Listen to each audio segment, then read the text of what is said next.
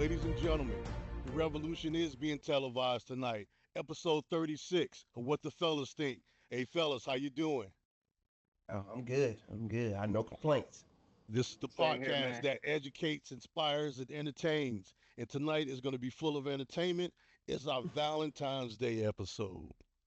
Uh, the Justin Bieber thing. Yeah, hey, I got it. Hey, but no, we got a nice show planned for you tonight. We're bringing on some special guests along with us. Again, first and foremost, always, overseen by my man Roy Tiger Brown. Still love you, bro. We still shouting you out. We doing this for you. So we about to get our pseudo sexy on. But before we get on, before our guests come on, let's talk amongst ourselves. How was y'all Super Bowl weekend? It was great to watch the Chiefs get destroyed. That was awesome to me. That made Yeah, my that, weekend. that was a blowout. Did you go to a Super Bowl party? Did you have a big spread? Nah, I really just kind of kept it chill at the house. I didn't really do too much. No, but it was good. I had tacos. One complaint. Okay. What about you, Jeremy? Oh, same here, man. It was amazing. I know people who actually lost $10,000, man, on this game. They bet it on Chiefs. 10 racks, bro. I Lost it. don't You know what know. I'm I saying? was kind of I'm looking like, forward to just the accolade of saying a three-peat Super Bowl champ. Other than I'm like, that, yeah, I probably would have been rooting for Philly, but I wanted to yeah. see something, so a history-making moment, so to say. Nah, you wanted to see Pat Riley get some money in his pipes, and we three That's peat all he wanted. everywhere. Hey, So and did you guys know that it's reported that 75% of the fans there was for Eagles really, at the stadium. Like the entire stadium was basically Eagles fans. That's crazy. hmm, So yeah, so it was so many fans that the city of New Orleans, they greased their poles, they're like light poles, so the fans couldn't tear it down because it's a big thing with Eagles fans in Philadelphia. They actually rip poles off and carry them down the street. So they greased them, bro. So I I'm did pretty see sure. that as they were celebrating when you were Yeah. watching the news. He was walking down the street with street lamps. Yeah, but did you see Bourbon Street as a whole? If you ever been on Bourbon Street, did you see it? It was literally people on top of people, shoulder to shoulder. You could not walk through. It was just packed like sardines, Bourbon Street. It was ridiculous. Yeah, I Bourbon, would is that not want to be Philadelphia there. or New Orleans? No, New New Orleans. Orleans. Okay. Okay. Oh, Yeah, Bourbon. man, Okay, yeah, they yeah. was wall to Okay. wall. It Have was you ever wall to been wall. there, Jeremy? I know Brandon No, I've never has. been there. Never been Yeah, there, I've been bro. there 3 times. Yes. Hey, just don't go during the summer. Man. Go when it's a little cooler, because Bourbon Street is just alcohol filled, piss, vomit, all types of smells. And What? imagine that on a hot Sunday morning or whatever, after partying Saturday night. Yeah, it's rancid. So they have street sweepers that come and clean it, but you can still just smell the party. But it's worth on worth checking out. on Bourbon Street, you can get everything: pizza, seafood, strippers, drugs. Nah. Yeah, they got gentleman clubs there. Get everything you need, So fella. when I went there 2 years ago, I was watching the Food Channel, and they just happened to be doing a little expose on a restaurant there. I had a jambalaya pizza. Just imagine that, a jambalaya pizza, and it was Yeah, that's good. And I washed it down that with a sounds nice good. cold Stella. Yeah, definitely a good place to check out, Jeremy. I I put them recommend on the list. I recommend Ruby Slipper, and it ain't what you think. It's breakfast. It's not what you think. I know Ruby Roy. Slippers. Yeah, I know Yeah, I was Roy. like, I Roy, was like, Roy well, sir. I know Roy man with somewhere else, but it's So uh it's it's nice. I guess the highlight was, and it really did break a lot of records, was Kendrick Lamar's performance during the halftime show. Now, to go back and do a little history, uh, before they started having the stars and everything, it was just a normal halftime. They would go over stats. Hey, what can we do to improve? And look, they're looking great. So, In Living Color broadcasted a halftime show, even with the ticker at the bottom to say how long it would be before the game resumes. And the Super Bowl lost so many viewers because everybody tuned in to watch in living color. And I vaguely remember it, but I remember it was funny. I remember watching it. And ever since that incident, they said, what can we do to keep our audience? And so that's when they started bringing in the stars. And I believe Michael Jackson was the first performer for the Super Bowl. We had lots of great performances. I mean, Prince did a great show, and it just so happened to rain during his performance, which was not scripted. It was really God's word, and it just worked out that Purple way. Rain. But so as of now, Jay Z's company has like an agreement with the NFL as they can pick the stars that perform the Super Bowl halftime show. And being in New Orleans, everybody just knew it was just going to be Lil Wayne, but wrong. They picked Kendrick Lamar. And I think because of his battle during the summer with Drake, it really took hip hop back, to when hip hop was hip hop, battling it out on wax or whatever. And just all around good event. Good event.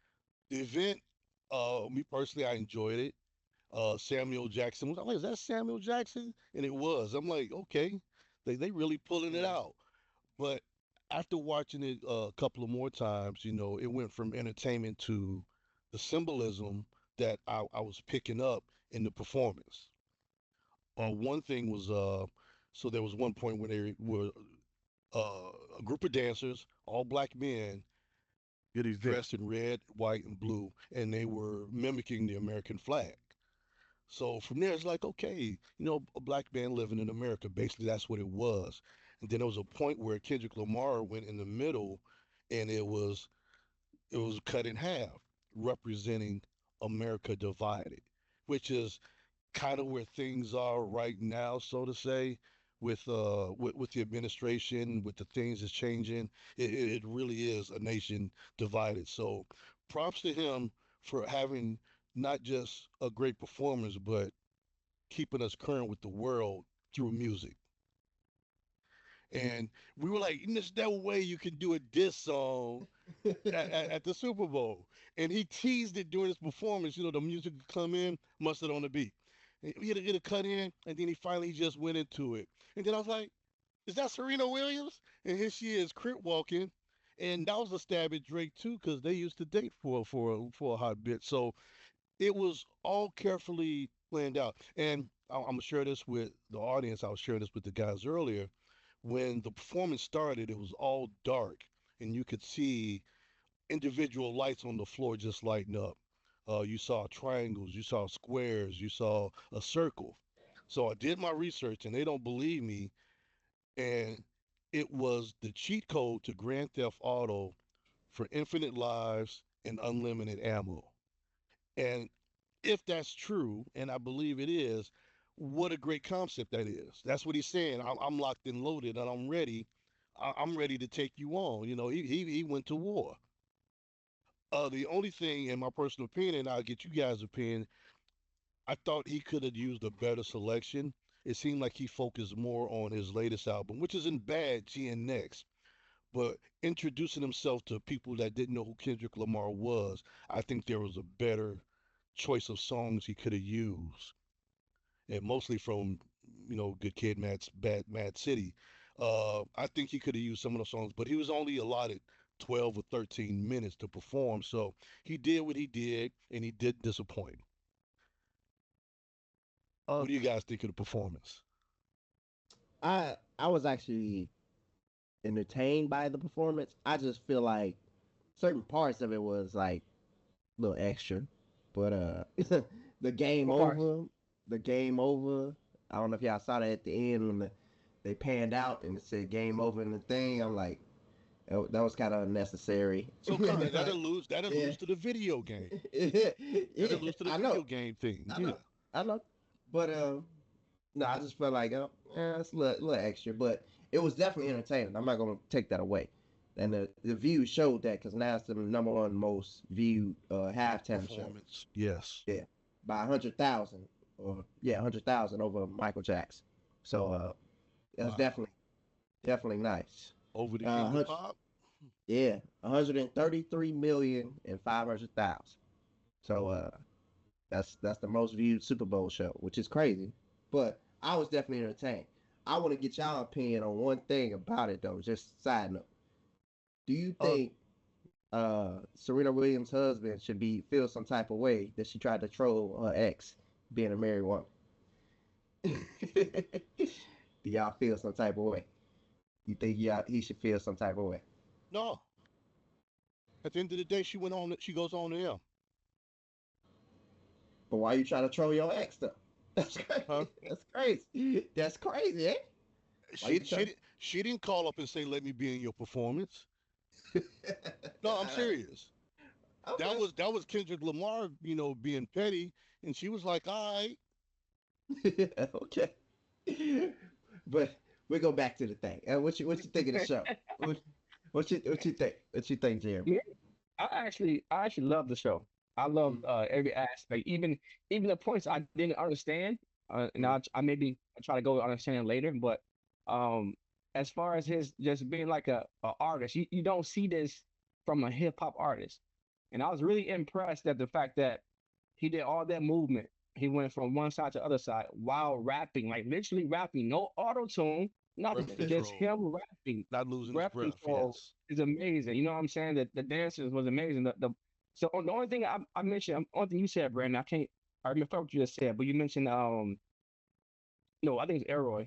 He said he didn't like the choice of songs. I just want to push back on that. Uh-huh. Yes, his best signal to me is Good Kid, Mad City.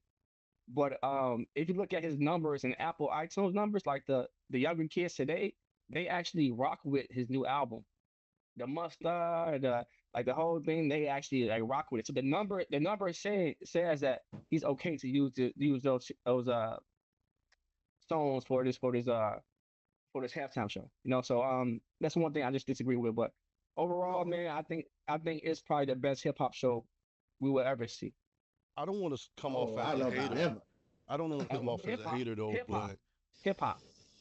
I Mm. don't want to come off as a hater, but that's just me through my eyes saying how it could have been better. It was great, believe me, but to introduce yourself to fans, because based off this performance, now people, you might have people in their 60s saying, "Who's this Kendrick Lamar?" Getting their grandkids to download it from him. That's the whole aspect of this is that he doesn't get paid for it, but it opens him up to more a bigger fan base. I'm sure if we do research and see what his streaming numbers were and download numbers since the Super Bowl, I bet you they skyrocket. Yeah, for Oh sure. Hey, yeah. Oh Brandon, yeah. I want you to say more about what you said because I said it's probably the best we ever seen.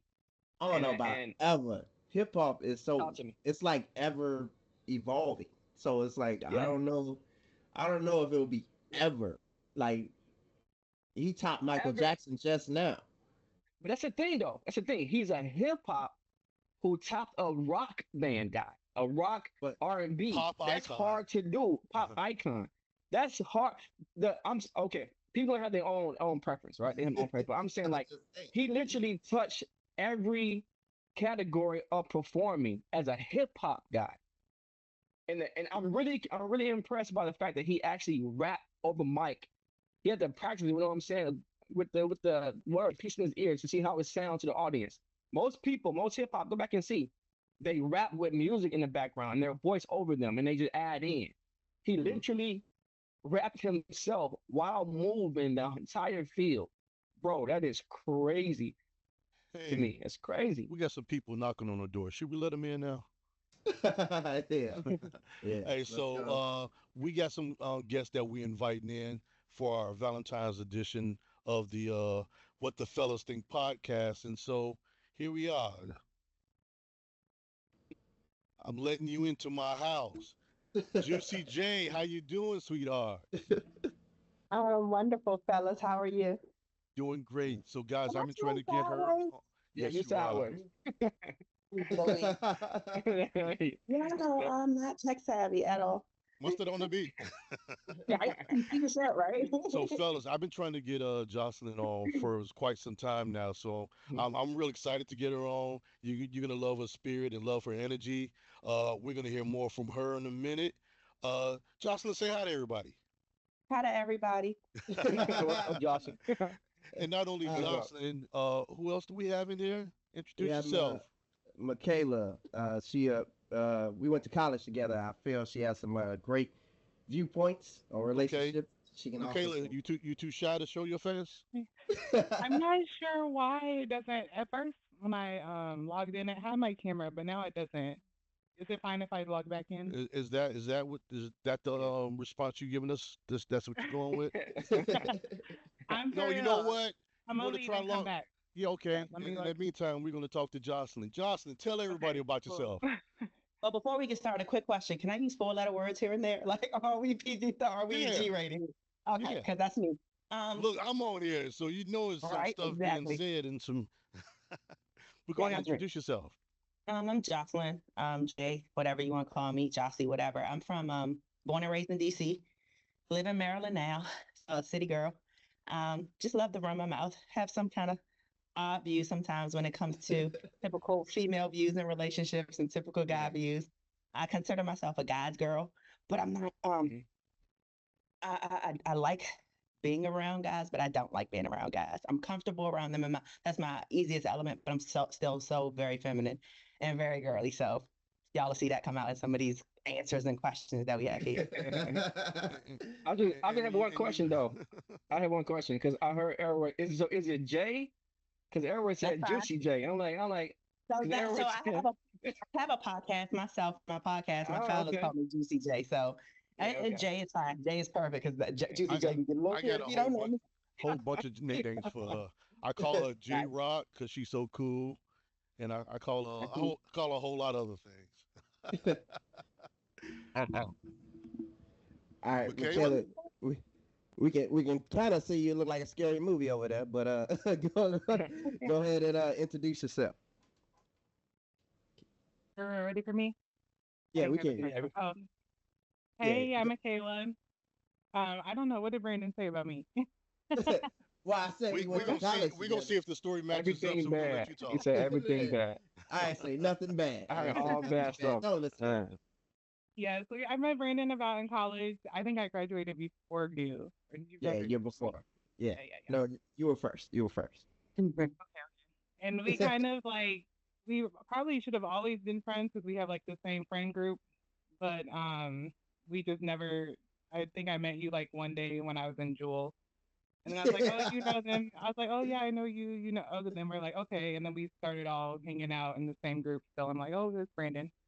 But yeah, I met Brandon back in college. He's a really cool dude, and he moved away, but his family's still here, so I still see his family here and there and chat with them. So Yeah, her and my All sister right, are like best friends. Now. all right. So it's unfortunate that you know Brandon, but tell us about yourself. oh, about me, okay. I'm definitely new to podcasting. Never been on a podcast before, so as you can tell. But about me, I live here in Bloomington. It's like between Chicago and St. Louis. It's very small. But we do have some big colleges here. ISU is one of them. I work for the school district here. Um, we are the largest school district outside of Chicago in St. Louis. But I work for the school district in human resources, so I do not sit in a classroom with children all day, but I will have a nice influence on the people that do sit in the classrooms with them all day. So shout out to those teachers who can do that job, but me, I cannot. um, I just had a baby 4 months ago, Congrats, congrats. so I am a new mother. This is my first go around learning. But other than that, I used to be on the go, but now mommy life has kind of slowed me down. So, but other than that, I'm just pretty chill. All right. Going Well, welcome to the podcast and welcome to motherhood. We appreciate you. Hey, we really want to kind of take this seriously, and you know me, I'm not really a serious guy, so we're gonna let the sensitive one be the moderator, be the moderator for this episode. Yes, he talking about me. He talking about me. But anyway, I just want to warn y'all, ladies. Elroy is untamed and uncontrollable. So we, if you, Uh, you know, just warn y'all ahead of time. So if we do anything crazy, we in no way associate with him at all.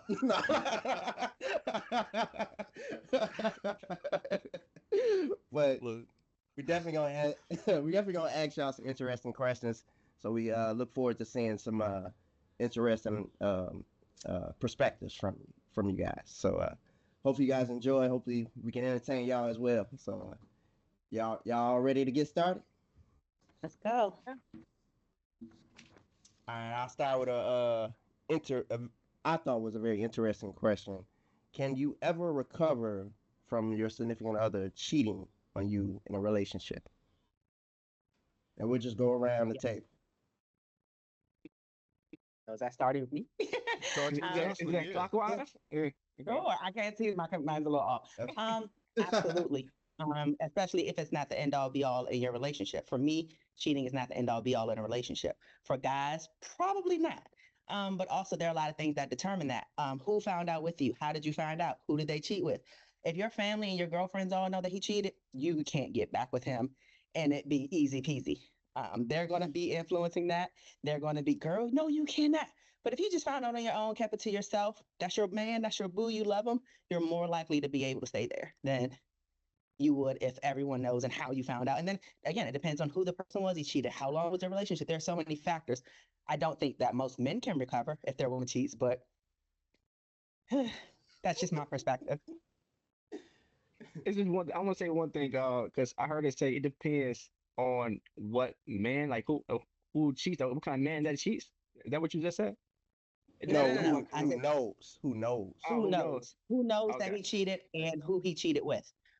For men, I don't think it's an absolute no. I'm not Yeah. gonna say absolute because there are Yeah. always that small percentage that could take a woman back. But and my answer, most guys cannot take a woman back and be in a healthy relationship if a woman cheats. Yeah. Uh, For me, it's a hard no. I don't see how. I can't get over the fact that if she stepped out, you know what I'm saying. I can't fathom the thought of it happening again because you can't control it, right? So and also I think women cheat for different reasons, and whatever number reasons be, I can't let it go. It's one red flag that is just inexcusable, and it's just flat for me. Flat out, no, just no, no, no, can't go. Yeah, can't go. No, Yeah, you're tainted. change Well, it. It's a over. woman, huh? a woman gives her body, her soul, where a man gives his body, if that makes sense to you. So if a guy steps out, it's just a numbers game, attraction, whatever. It probably doesn't mean nothing to him. But when a woman steps out, that guy's or individual, it might be a woman that she cheated with, that person that she gave her body to, sh- they touched her heart. And so, and like Jeremy said, it's like you start thinking things. And then I allude best to the movie The Best Man when he's reading a book about how his girl was jamming dude, and he could see it in his head. And then if you're gonna forgive, you have to forget. You You if can't. you say you're gonna forgive, you got to find in your heart to really let it go, and you're starting out fresh. It might be in the back of your head, but you can't be. Well, you know what? I bet that nigga you was fucking with, you made him a sandwich. Something like that. It's always gonna come back in some manners. But if you choose to forgive, you really gotta really let it go. Just accept the fact that it happened and you want to move on. You keep that in your back pocket and throw it in her face, whenever you want to. You really want to make it work, you got to forgive and let it go. Could I do it? I don't know. I just Nah, had you this know. conversation about forgiving. No, I just had a conversation about forgiving though. That doesn't necessarily mean you have to forget because the relationship is now changed. It's not going to be the same relationship that it was before this person stepped out if you do take them back or whatever. So I don't think it's a forgetting thing. I think it's just moving forward. You're never going to forget it. There's no way possible you're going to ever forget that man, woman, or whatever. but the relationship is now changed. You're not going to get the same version of that person once they do take you back. And you have to accept that as the person that cheated, that, okay, this person is taking me back. Do I want this version of them? Are they going to be on get back? Or now do I have to be on high alert worrying about, are they going to be on get back? Those type of things that people don't really think about when they're talking about forgiveness and taking people back. What you think, Michaela? Wait, Jeremy, Carnage. For me, and like you said, you're not gonna forget. You're not. And I'm a person, I can forgive, but I definitely don't forget.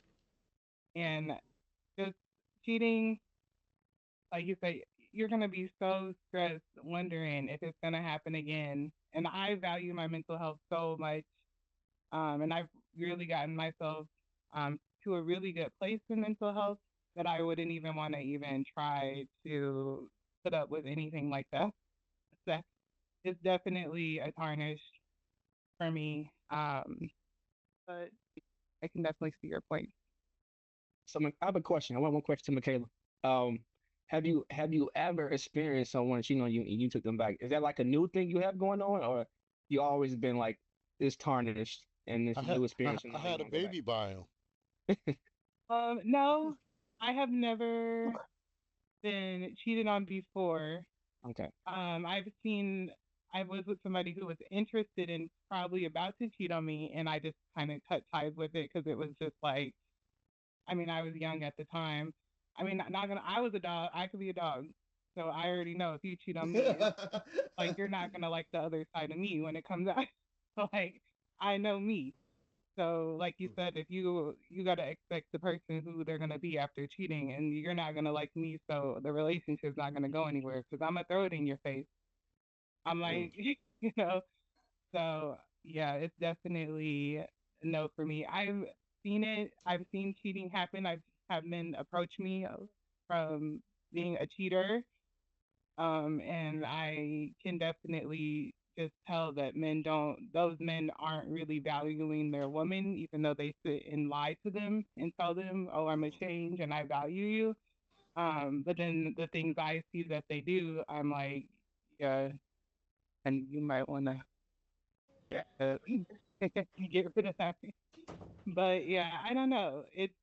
I think maybe, again, everything is so subjective in time. Maybe at a different time in my life, but right now, I would Just not enough. be able to. Yeah, it's enough. I think I think it's always a healing process. Now, do y'all have to heal together? No, but to heal, you have to heal. Whether the man's heartbroken about cheating or the woman's heartbroken about him cheating on her, you have to heal, and there has to be a healing process. Now, whether y'all come back together and y'all discuss what happened and why it happened, that's up to y'all. But you got to heal because a lot of times when this stuff happens in relationships, it's carried on to the next. That's the thing. So you have to focus on the healing process because a trust, basically a trust was broken, and that's a big thing in a relationship, trust. So when that's broken, it has to be healed before you can even move on or you can even accept them back. But when it comes to that trust, you end up, and I hate to throw shade on somebody's relationship, you end up with Ray J and Princess type marriage. But that's what's happening. There's no healing in it, so don't even take them back if you can't heal, because you have to heal. Whether man, woman, like if you're not healing, recovering from what damage has been done, it's just going to be a ever going cycle, like you said, Michaela. It's somebody's going to be thrown in their face. You guys argue. Remember you did this and that. That's how a relationship dies after cheating. Any relationship, really. So that's my quick thoughts on that. Yeah, Brandon. So I hear your thoughts, but I couldn't gather. So for you, it depends on the situation, or is it like are you willing to accept depending on how you heal or how you have like you personally? Like what do you? For me, well, I didn't give what my personal thought would be, Yeah, but I just said that's what it has to be a healing process on that. But my personal thought is yeah. I can't do it because that My means boy. the trust that's. And let me just say why though. Let me just say why. Yeah. I will heal from it because that's what I'm gonna do. I'm not gonna carry the trauma that was caused in that relationship to the next. That's what I'm not gonna do. I'm gonna heal first, but I'm not gonna necessarily say I forgive her and all that because the trust is broken. You can never have that part of me again, and it's not. You're not gonna have that again because you broke a trust. I don't have. I'm not one of them people that's be like, let me see your phone, let me have your location, let me. I'm not one of them Yeah, people. yeah, So and when the trust is broken, you start doing shit like that. Let me see a yeah. text message. You start doing shit like that. When I don't want to be a part of that. Like Michaela said, that peace you can't disrupt that. And when you start disrupting that, we gotta go the other way. Yeah. Hey, I got one more thing. I got one more thing. Hold on. I want one thing. Because Elroy over there looking like tamed. I'm not sure what you and him discuss in the background, bro. But this is not Elroy. This is a special day, and he just over there just laid back. He like me. He a laid back guy. And really, I'm a laid back guy. I don't know. I don't know what's Yeah. happening, bro. He's so different today. so Don't have manners because I'm here. yeah, yes, that and Jeremy, you're right. So you know what? This is episode 36. You know, we growing and getting better. So let me get my game face on. Just give me a minute. Okay. I'll be right. Y'all continue. I ain't going nowhere, but I'll be right Uh, back. I just want to say this real quick. I think you touched on it a little bit. He said, the reasons are different. And I think that for guys, that in 90% of the times with a woman, there's going to be some kind of emotional attachment to this dude at some level. Most women, not saying all, cannot have emotionless sex with someone, and especially more than one time. There's going to be some emotions attached.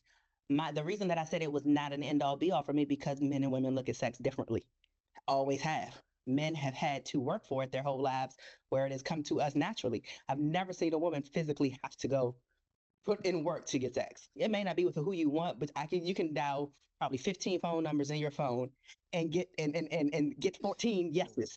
Whereas guys, y'all had to work for it. You got to buy dinners. When you was at high school, you had to have the Jordans and you had to have a fresh haircut. You had to have a nice car. You had to work for it. For us, it's a given. So it's viewed not differently. So for me, the guy that now has this shit going on, he's going to have more options. So yeah, it may be a little easier for him to step out here and there because his options have changed. He's been chasing this thing his whole life, and now it's available to him. Yeah, yeah, I, he's t- gonna I, bite. I told you ladies, we cannot control him. I'm sorry. I'm sorry. I shouldn't have said nothing. I should just kept quiet, bro. I shouldn't have said nothing. Wait, is that an R. Kelly outfit? Piper. So I want to What's share Kells? something with you guys too. This is Pandora's box. Nah, keep that closed. Keep that closed. If you guys want to know, I'll put it right Nah, here. nah. It's right here. One day, kids will see this. No. Yeah. Hey, Brandon, I know you're gonna move on, but I have one question for Jocelyn. Because Mhm. you mentioned like 90% of women, well, men think they cheat differently. So Mhm. is it different or is it the same if your boyfriend, husband, slash whatever, significant other, if he cheat on you financially, is that is that the equivalence of how we view the you know what I'm trying Nah, to say? that's gonna make it deeper. Like, nah, seriously, I get what you're saying. Like, that's a whole, and not even just financially, emotionally. If he's talking to this bitch every day, oh my word, oh, that's pearls. Like, oh my word, you know her mother's name? Oh, touch pearls. Like, no, Giving yeah, her, for sure. he's giving her time. When it's more than physical, absolutely, it definitely deepens. It makes the blow a little harder. Same for you guys. If she's Yes. yeah. Yeah. So real quick, off the subject, I don't know if it's the mask, the hat, or the shirt, but I like when I lick my lips on the camera. Man, This guy. you ain't LL. What's wrong with you? LL. LL uh, Roy. All right, we're gonna move on to another question.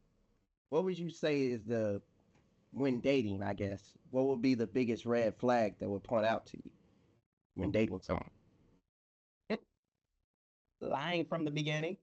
If you're lying to me off a superstar from the jump, you're going to lie the whole duration of the relationship. If you're lying about dumb shit like how old you are, how many kids you have, like shit like that from the beginning, you're gonna lie. You're a liar. So that's the hugest red flag. If you're just lying for no reason, you have nothing to lose at this point. You're just lying to lie to me. Bye. Bye. What about you, Jeremy? Red flags. I agree with Jocelyn. Lying is one, but for me, like in dating field, I always it's probably a bad habit, but I usually like probe, like say things and put them in situations so I get a certain response and see how their mindset is. So it's probably bad, but I'm always probing with my question. Like she want to know, but I'm trying to piece information just so because I know people that not always upfront on the first one. You know what I'm saying? You're not meeting them. You're meeting somebody who they The represent. You know what I'm saying? representative. So yeah, so um yeah, you can't really test my line first day. So I just ask a lot of questions, like having a good time and vibing, but I'm probing at the same time. So I was just saying lying, like figuring out her story don't match up or whatever. It's lying, I guess. Mhm. I agree. What would you say, Roy? Being selfish. Hmm. Mm. Um, What's new? not showing general interest or just, being real superficial. Uh, I don't know, even if it's like the last slice of pizza or something. Are they going to grab it or do they want to say, "Hey, you want to split this?" It's little small stuff that turns into the big stuff, and just the level of attention that they give you, like they listen, but they ain't really listening. Like my biggest peeve, we're talking real serious, last thing you flipping through your phone on social media while we having a serious conversation is just like you're really not taking the seriousness of whatever it is we're talking about. So it's that's what I call a seed, and it's going to grow and it's going to get even bigger. You know, her birthday is asking you to do something ridiculous, and then yours is just another day. And I gave you a car, it's you got to give the same energy I'm gonna give you. That's what I look for. I look for energy. What about you, Michaela? I definitely say like unresponsiveness. Like if we're just starting to talk and I'm texting you and you're taking like hours to text me back or you're just like ignoring things. I hate for somebody if I send you something and then all of a sudden you ignore everything I say, but you send me like a video or something or want me to like you completely missed everything I said. And I just hate that because it's just like if you don't have time for me right now, we're just like slightly small chatting. If you don't have time to small chat with me, you definitely don't have time down the road. And it's like we live in 2025. Everybody always has their phone. You can have your Mhm. phone at work. It's not a big deal if you have your phone out. And I'm even good with like a simple, oh, I'm busy or I'm working right now. But if a whole just complete unresponsive, ignoring, and then just popping up and just chatting whenever you feel like chatting, but don't want to chat when I feel like chatting, as as block. Damn, block. And you know what? Oh, That kind of Michaela. that kind of goes in line with being selfish. It's like talking when you want to talk. And they can, they looking at their phone. It's in their hand, and it's like they can't give you enough time to respond back. Like, hey, how you doing? I hope your day's going well. I'm kind of busy right now, but I'll give at least, some type of courtesy, not Well, just, let's be realistic. If someone isn't responding and giving you any kind of communication, they're not into you. The Yeah, people that that's we true. like, we are into. We are chatting them as much as we can. We go on a beautiful hello king text. We're doing that. So Yeah, if they're not responding and replying, you're not a priority to them, and they don't see you as someone that they're really interested in. That's just literally how it that's is. true. That's true. you know what? Is there like a It's a damn shame I'm just not getting the message because you never responded to my texts. hey, You're not gonna is do there that. like a We're not is gonna there do it. What is you there say, like Judge? a time is there like a time frame? that's like a respectable time frame somebody to respond. It's for Michaela. I want Michaela to answer that one. Do you have is there like Um, a certain time frame? during the day, I mean, like within an hour, I should get like some type of Toxic. hey, and I'm big on the good morning text, so I need my good morning text. Okay. Okay. And then if you're at work or something, or if you're asleep, I'm not about to be like, "Ooh, you need to wake up every five." Make sure you set your alarm. Wake up so you could make sure you text me in the middle of the night, see if I'm asleep. I'm like, like I'm realistic, but I'm just like at the same time, it's just a huge red flag in the beginning because it's like that person obviously just doesn't really, like you said, they don't value you. You're Mhm. not interested in you, so red So flag. Michaela, you be like, hey, you hang up first. No, you hang up first. Let's No, we're on gonna the fall count of asleep three, on we both gonna hang FaceTime. up. that's We about to that's fall that asleep on FaceTime together. Oh my yeah, word. that's that honeymoon phase when you fall asleep on the phone again. See, I grew Uh, up in the days with that long ass cord, so we didn't have cordless phones then. You had that long ass cord that could reach from the kitchen to the basement. Hard as hell. And then you eventually found a sweet spot on the stairs there. Man, it's actually kind of comfortable. No, I'm well, speaking on experience. Brought back memories.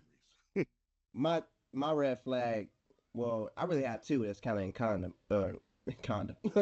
In common. my, What? my mind was somewhere. What?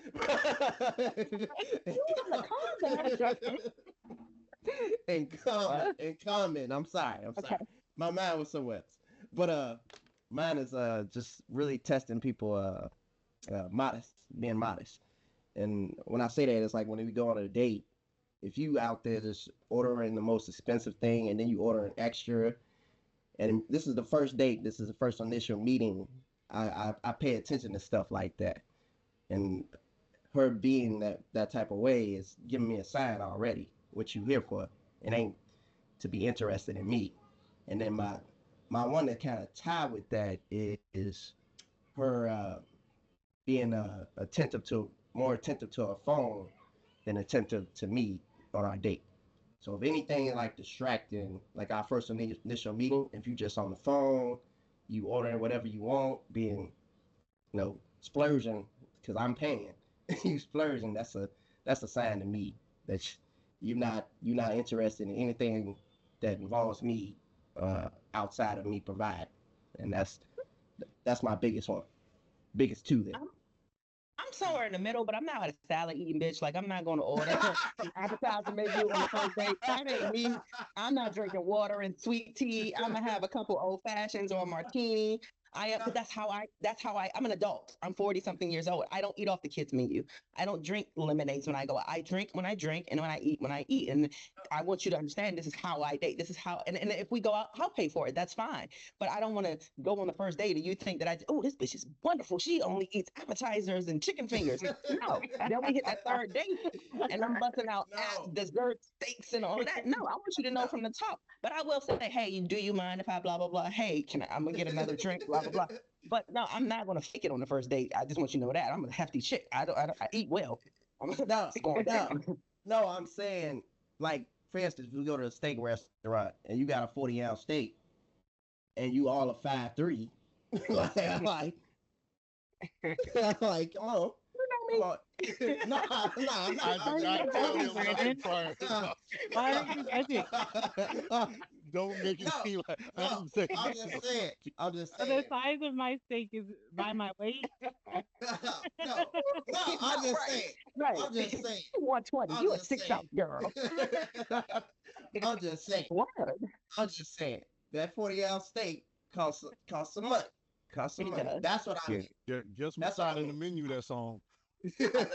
I think first of all, I don't think first dates we should be going personally unless you've had several conversations. There's someone that you're really interested in already. We should be going to the steakhouse on a first date.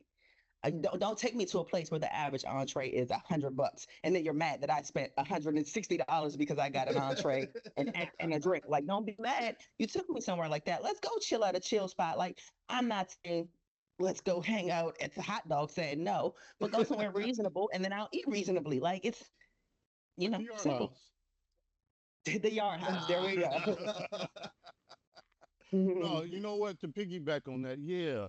The first date, you're taking the Morton Steakhouse, and you know damn well Morton's ain't in your budget. Don't get Don't mad be mad. because they ordering from the Morton's menu. And don't put yourself out there like that, like you're a big baller, because now you projecting a lifestyle that you got to keep up with. Just keep it 100. Hmm. For sure. All right. Since we answered the red flag, let's answer the green flag. What's the biggest green flag when you dating somebody? Mm, Somebody showing general interest in me and what I do. yeah. Even my quirky hobbies that I really Mhm. enjoy. And I tell you, hey, I still read comic books. I collect action figures. I don't dress up like them, but that's my thing. But I still go out. I do whatever. Um, just try to see. It might be something that you can enjoy and indulge in. But that's me. I just like people that take an interest in me for me being me. I mean, there's different sides to me. I mean, we've seen it on this podcast. Mostly the joking side comes out, but then there's a serious side. And unfortunately, when I'm being serious, people still think I'm joking. But I like for people to just even inquire about my interests. Like how did you get into that? And so on and so forth. You ain't got to ask me nothing else about it, but try to get to know me and what my hobbies are, my likes.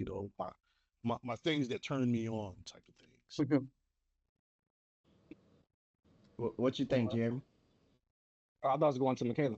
Um, Oh, okay. no, it's all good. Like I said before, like I told you, I pro. So my green flag is just based on the environment. Like if we're vibing, that's a green. I mean, that's a green flag to me.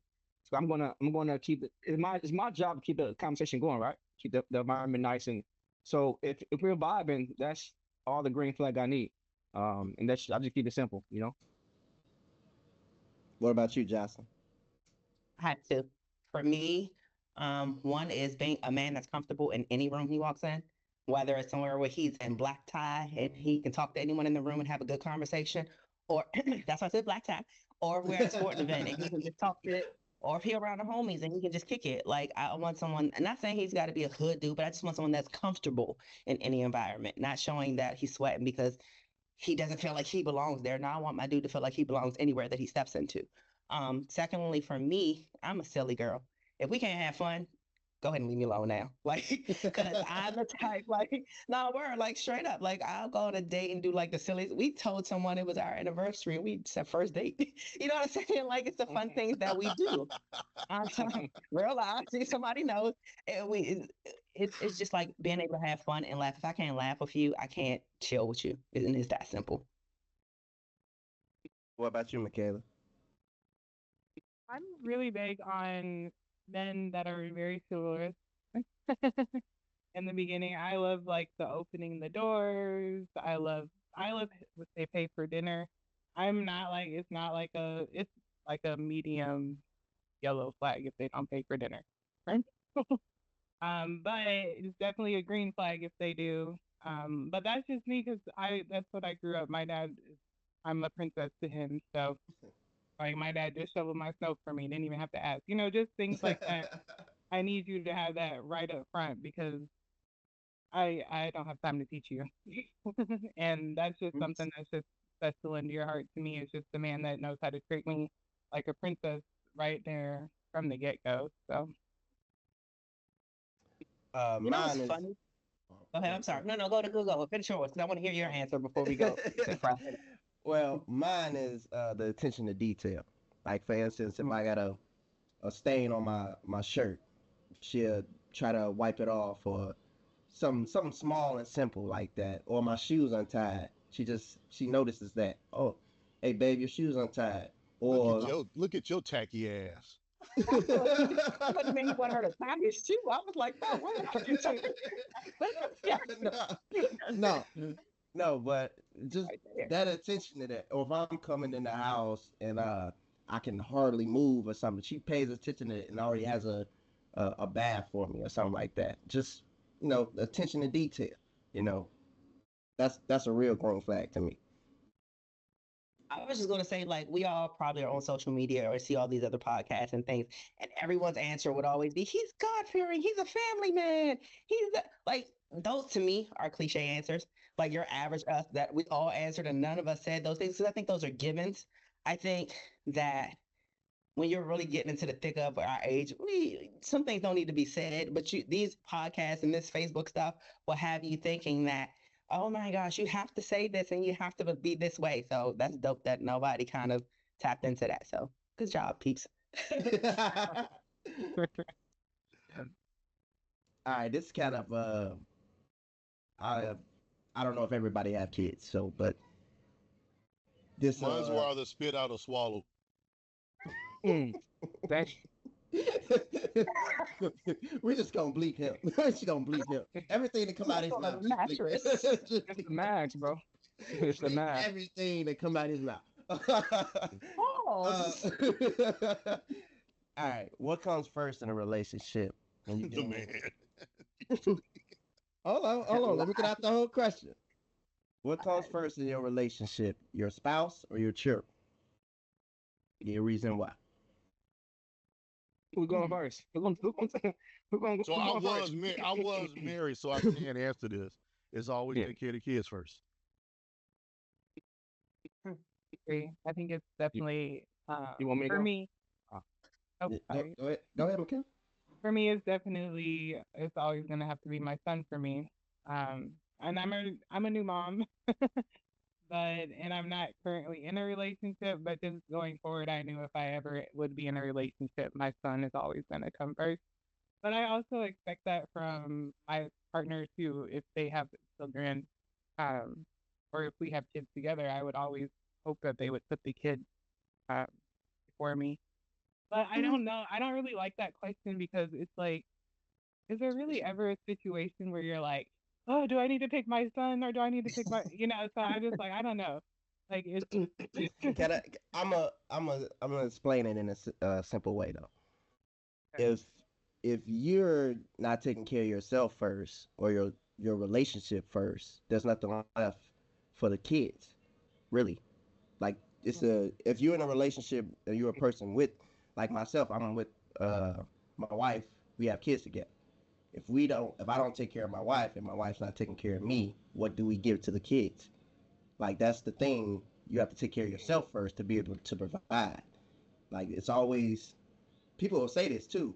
Kids and kids and kids and kids are very important. Now, I'm not saying that, but to me, if you don't take care of yourself and you don't prioritize yourself first, then it's like this. And I'll use Titanic as a good analogy.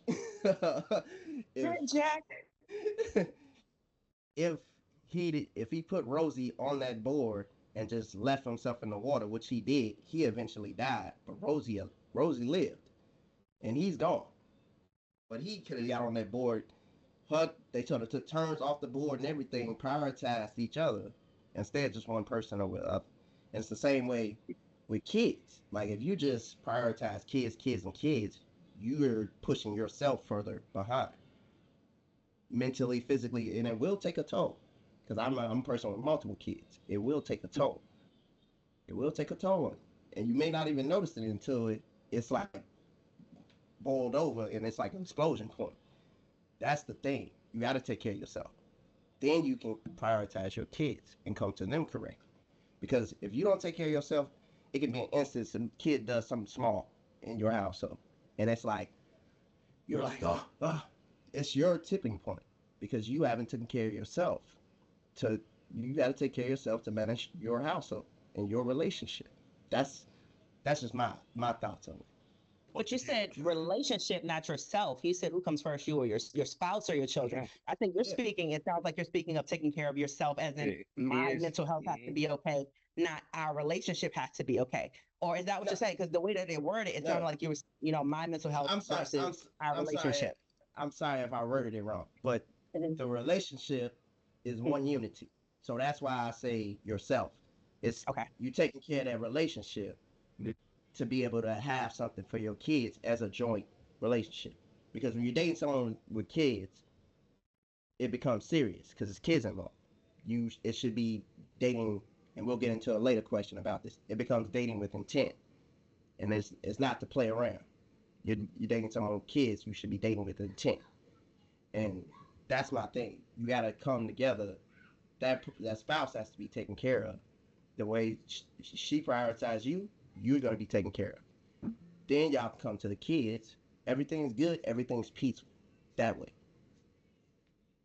I think it can be looked at one of two ways. One way is my kids are going to always be my kids. My husband isn't guaranteed to always be my husband.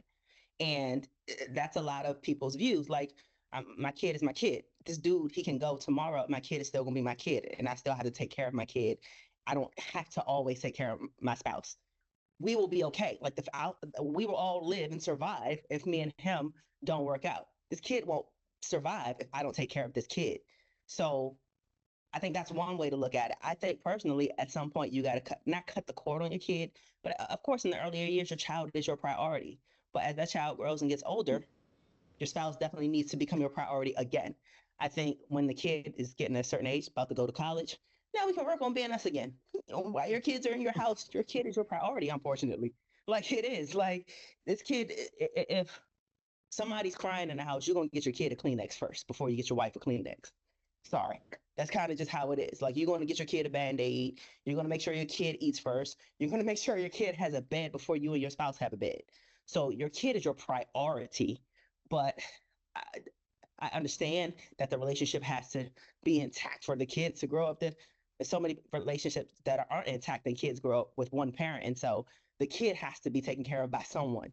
The relationship, it does or doesn't have to be in a lot of instances. So I get it, but I think, just like I said, when a kid gets older, fuck them kids. Like, we going to the Bahamas, we going to the naked resort, and we gonna be old 40-year-olds doing what 40-year-olds do. But while that kid's 5, 6, 7 years old, unfortunately, it's about the kid. Why can't you get a bed and the kids sleep in the bed with y'all? If that's the case, if it's just one bed and freaky, and we trying to make another one.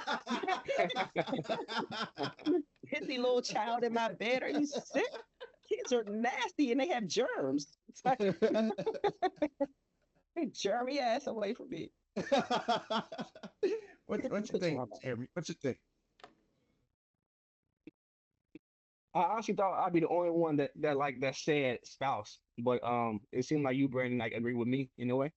So I look at it as like it depends on what's going on as far as like at what given moment who's come first, but in totality, I would say spouse, and I look at it as the extreme stage, right? Say like your and for me it's easy because I don't have any kids too, right? So it's kind of one sided, but I think like this on the on the on the, No, on we believe in the everything he said. Everything he said, just on believe. the so on the extreme side, I think like hypothetical question like movie scene, um a wife is giving birth, and doctor come and say, well, we have to do an emergency C-section, and you have to only pick one. Who do you pick, right? So in that extreme case scenario, my mind resort to say my wife. You know what I mean? What you have So as opposed to what the unknown. you know what I'm Right, saying? exactly. So yeah, so that's it. Like I hear Jocelyn, I agree with what you're saying too, but my opinion and totality is spouse. But you said it at birth or pre-birth or whatever, right? You've raised this thing to be 10 years old. You've bonded with it. It came from you. It's your seed. You got one kidney to give. Your kid needs one. Your wife needs one. 9 times out of 10, your wife is going to say, give it to my kid. Like, your wife herself is going to sacrifice herself. So you don't have to make that decision. But as a parent, it's just natural. It came from you. It's a part of you. You're like, I can't. This is Johnny, who I play soccer with every Saturday. Like, her meatloaf is all right, but this is Johnny. He came from my set. Like, you're gonna want to take care of Johnny. You know what I'm saying? I think just as a parent, it's in your innate nature.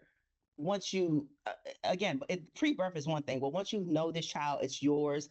You bonded with it. It's just your nature. Even once you look it in the eyes, it's in your nature to be like, this is me. This is a part of me. I have to. If you have that thing where you're holding one kid, your kid in one hand and your wife in the other, it's not as easy to make the decision as does my wife survive during birth versus which one do I drop? It's a different scenario. I can Those are get two another different wife. scenarios. Dang, dang.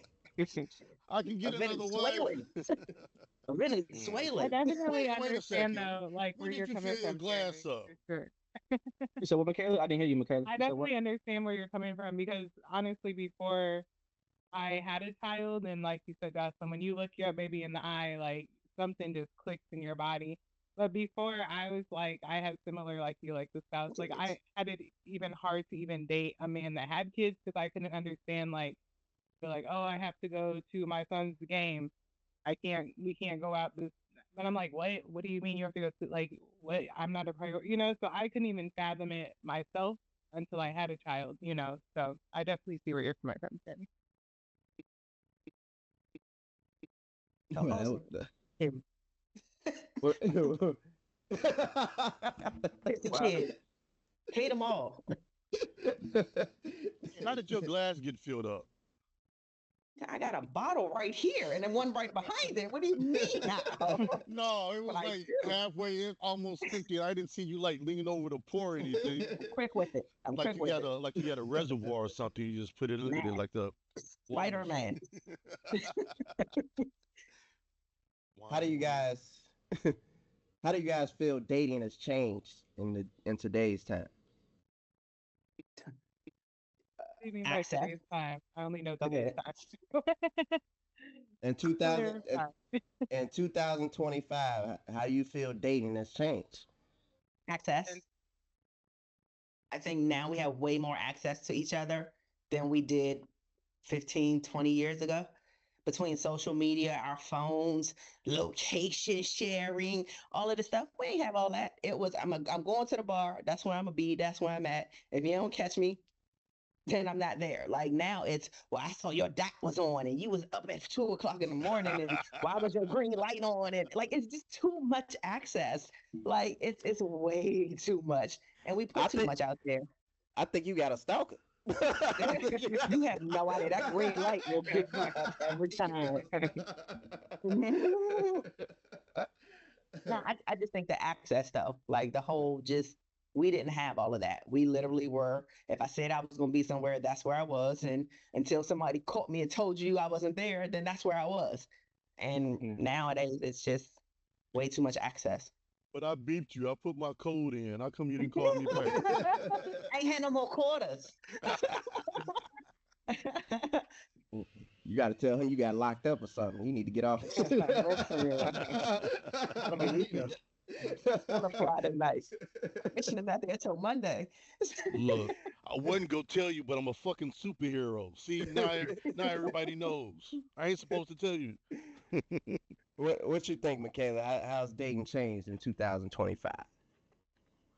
oh no, so because I don't know, I'm fairly young. I hope still. I'm like in my 30s, so I feel like digital times have been around probably ever since I've been dating. So um, I think the Else. one thing that has changed is like the goals, like the family goals. This is the goal, relationship goals.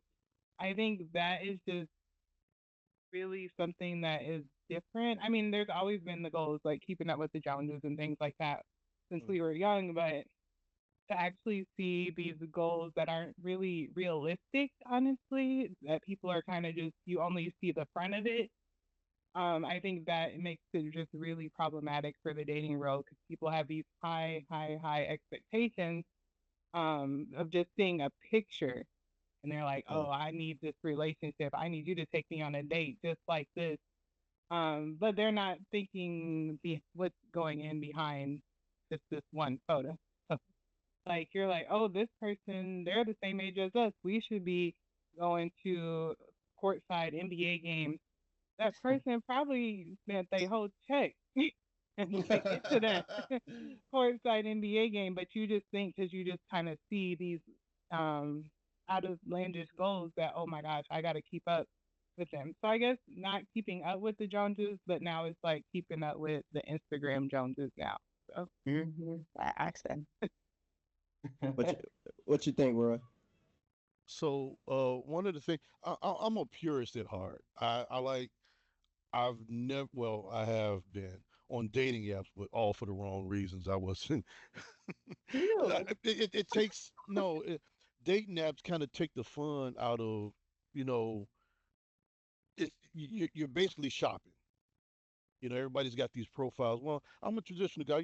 I want to meet somebody at the grocery store or pumping the gas or something like that, where, you wasn't expecting it. It just comes out of nowhere, and you're in that moment. Are you gonna go for it or not?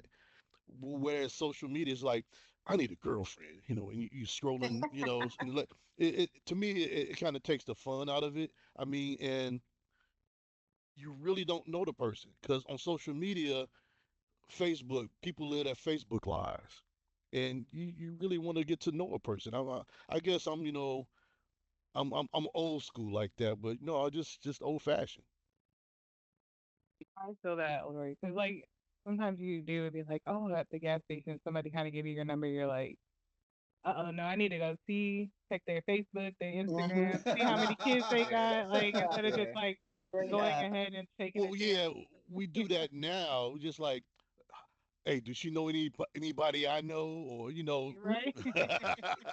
Hey, I hey, think with social before, media, go ahead, I'm sorry. no, It also just shows us how many options we have or that we think we have. You post a picture and you get 200 likes. You think you got 200 niggas that want you, where literally they just like the background or they liked your shoes in that picture. But that you really think that you have more options, I think, than realistic reality. And I, that's kind of where a lot of it is messed up. so I, I'll tell you one quick story. I'm gonna tell you. My first date with my wife, I gave her the day I was born and my name, of course. But by the time she made it home, she already knew my social security number, where I live, everything. Real story, and my wife would probably tell y'all if y'all meet my wife. But she'll tell Access. you, she already knew my social security number, where I stayed, the places I lived, and I was and, actually shocked by that. and Like, had a credit card in your name in the mail on the way. I'm like, wait, tell me more. I'm already out of state. yeah, that's what I'm saying. The lights got cut back on, and Brandon's. That's Wow. that's that's what I'm saying though. Girl, he can afford more in this. So, The initial meeting, of course, we talked and stuff, discussed our lives and what we had going on. But I didn't think that she would go back and do all that, the research on me and like tell me everything. But nowadays, I guess you do got to do that because people do lie, like social media will say. Yeah, sure. it's Jeremy, yours. Yes. Oh, okay. Well, like you said, social media has inflated so many things. So I treat it as like it's the basic principle of economics. Hmm. People think, you know what I'm saying, like you have so many things accessible to you. So what happens? Quality go down, prices go up. So Woo. same thing in relationships. You know what I'm saying? Nowadays, it's a lot more expensive for bad people. You know what I'm saying? So it's like, yeah, the basic law of economics, man. It's just, to me, I think it's trash. I'm glad I'm not in it. So I feel bad for who's trying to navigate that puzzle, but it's definitely, I'm pretty sure it's hard out there. It's definitely hard out there for sure. I want to speak to that because I feel, and it's only gonna get worse too, because they got literally, you can look it up. They're called companion robots. That they basically Yeah. no dudes with no social skills are gonna In sales. pay the yeah. Pay the, Blow that's up doll. how. They're electronic That's, blow up dolls, basically. yeah, but That thing is going that's the short so fast. that that thing. Those things are like crazy to me that people have taken away that face to face action. Like it's okay to walk up to a girl with a horrible pickup line. At least you had the courage to go up and talk to her. That whole thing is like going away. That's Like done. That's done. it's going away.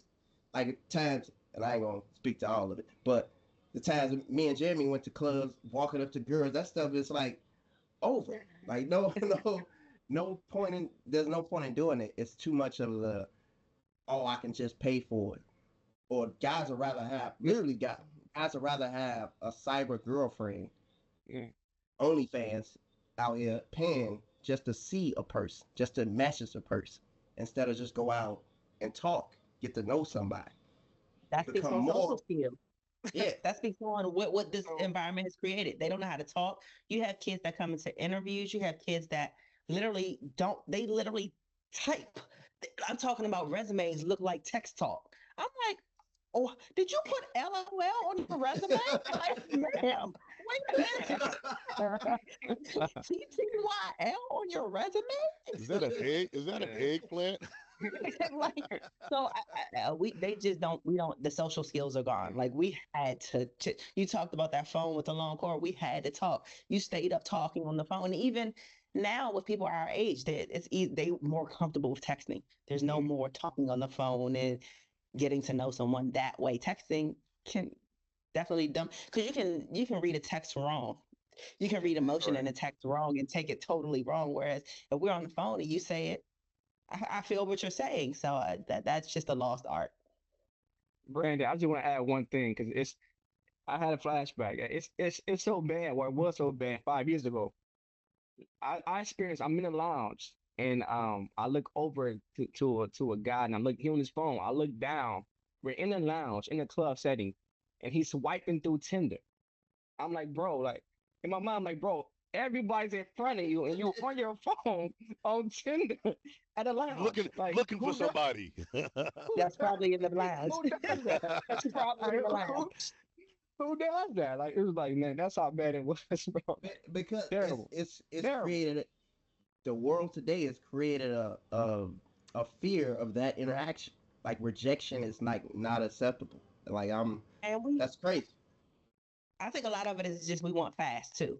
We want Mhm. instant. Mm. My name's Jocelyn. Your dick's in your hand. I'll see you Saturday. Like that's kind of what we want. Like that's just kind of what it is. Like wait, we don't wait a want minute. to How have did to you get to know know? some Roy, I still have the picture. It's like it's just like no, but it's a lot of like just real. Oh, it's a lot of just like no, there's a lot of just hustle and bustle, and if it doesn't work for you, on to the next. Like that's why divorces are so easily divorce rate is so up now. It doesn't work for you, cool, let's get a divorce, we out. It's just everything is so microwave. Like if it doesn't work, get another one. Your job's not working, get another one. Whereas our parents stayed at their jobs for 30, 40, 50 years, hated them bitches too, hated their fucking jobs, and stayed there for 40 years. Whereas us, we like, I don't like the bitch in HR.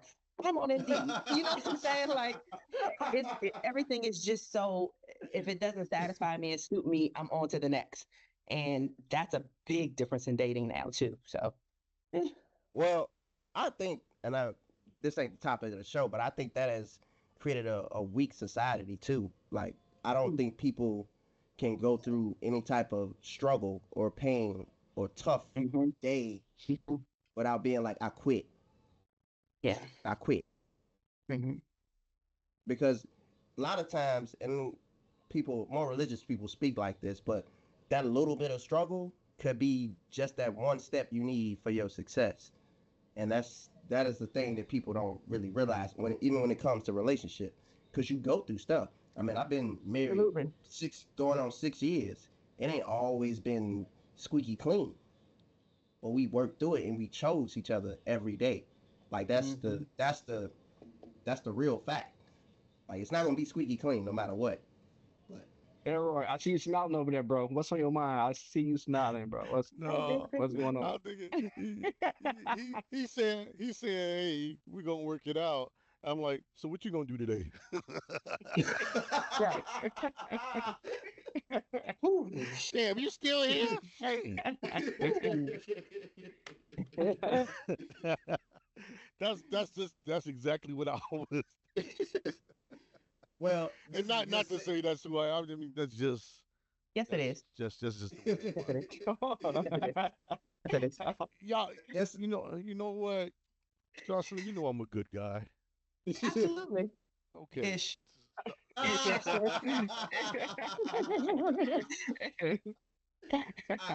well that's a good segue to jump into our next question. Can love sustain a relationship? If not, what does? It'll keep you in one. It'll keep certain people in one. It wouldn't sustain the relationship. The relationship is going to be shitty, and y'all going to end up hating each other. But a motherfucking love will stay. That doesn't necessarily mean that it's going to sustain the relationship. No, I don't think so. What does? A lot. Communication, trust, compatibility. That's a huge one that a lot of people forget. If we're not compatible, then shit. Compatibility, trust, great sex. Um, it's a lot of things, but just not love alone. Absolutely not. Financial stability. At this point, yes, it's a lot of things, but love, no, no, absolutely not. Jeremy, you shaking your head already. What No, you saying? because I agree. Like I think to be honest, I think if you actually break down love, you know what I'm saying? I hate that question of when you know that what's the question I heard before? I heard somebody say, "How did you know that you love me?" Or at what point did you figure out that I love you? I'm like, you can't do that. It wasn't one time that you said, "Oh, I said, oh, this is why I love you." No, I think love is like a combination of a lot of things.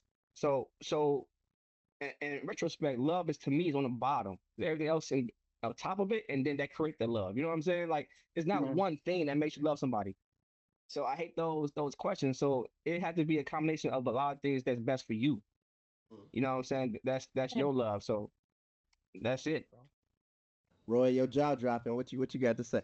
Well, no, definitely communication. I think communication is the foundation for everything. It's just like if you're not communicating, even in the work area or with your friends, if you don't communicate, people are just gonna assume you know. But to be open and communicate how you feel, you know, her favorite show might be this.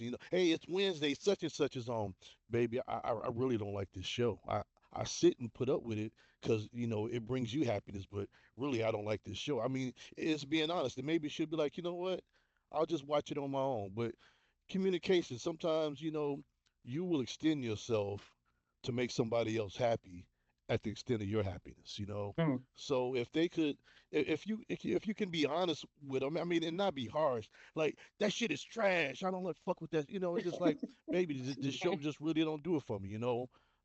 There's got to be other shows that you can bond over. So just because it's her favorite show doesn't mean it's going to be your favorite show neither. But Mhm. and she might think her favorite dish is her mostaccioli, but you might think her mostaccioli ain't got no flavor. It's bland. You know, how long are you gonna eat that mostaccioli and pretend like you like it when you really don't? Better, You know. and you better, better. I can like it. But no, serious communication is It's all real, and pepper. That shit joy.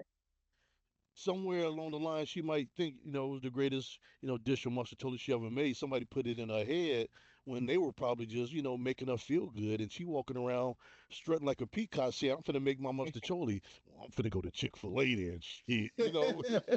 It's communication. So she could be like, well, what's wrong with my mustard? There's no flavor to it. What kind of seasoning you add to it.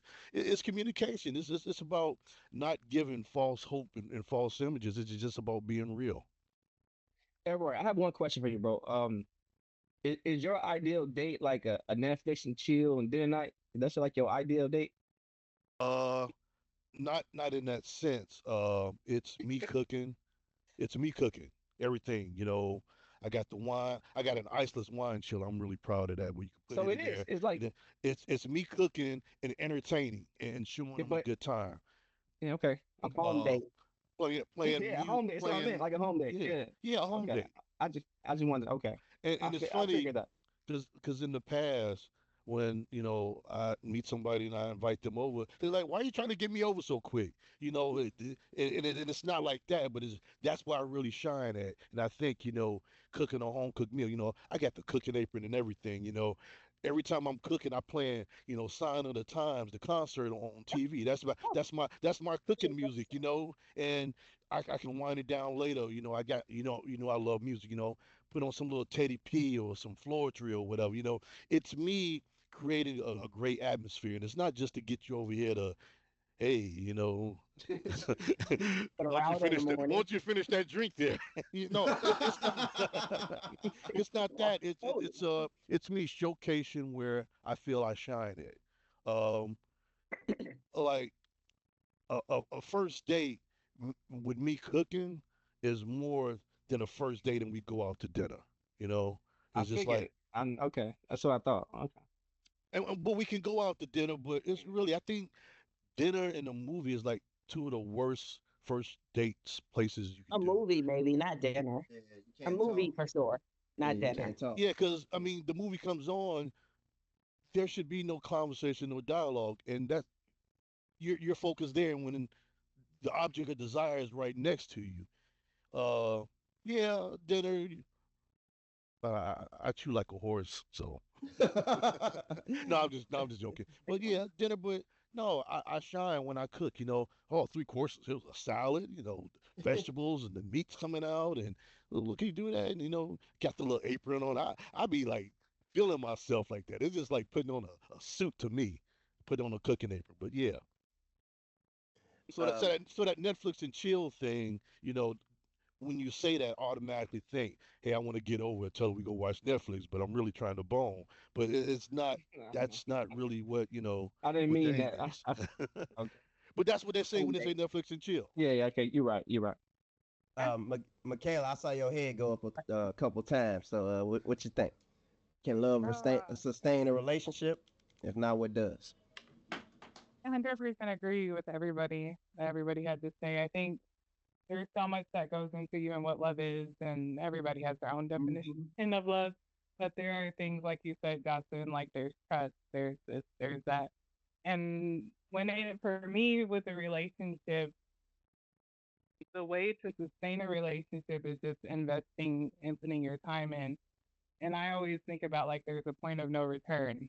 Like kind of like when you were talking about Jocelyn like treating. How much trust have you put into me that you put this much amount of trust into me that if something does happen, where's that point of return where I'm like, okay, it's fine. We can just keep moving forward. We're not going backward ever. We're just always gonna go forward. So as far as sustaining, you just always have to just invest in that relationship. When it comes to you talking about Elroy, how nasty you're being, What? how many good meals have you made me for me to just Exactly. be like, Oh, she okay, this said one nasty. I'm like, meal. what are you telling her about me? Like, how many good meals have I ate that I'm just okay with you just making this nasty mastacholi pasta salad? Like, so it's just to me, as far as sustaining, how much good have you invested in it for me to be okay with when the love does stop? How much love have you given me before that I could be like, okay, maybe you were just going through a tough time and let's figure it, let's try to do it and keep going forward. And then I'm just like, okay, let me back out. That's not worth my time. How can something that doesn't have one definition sustain a relationship?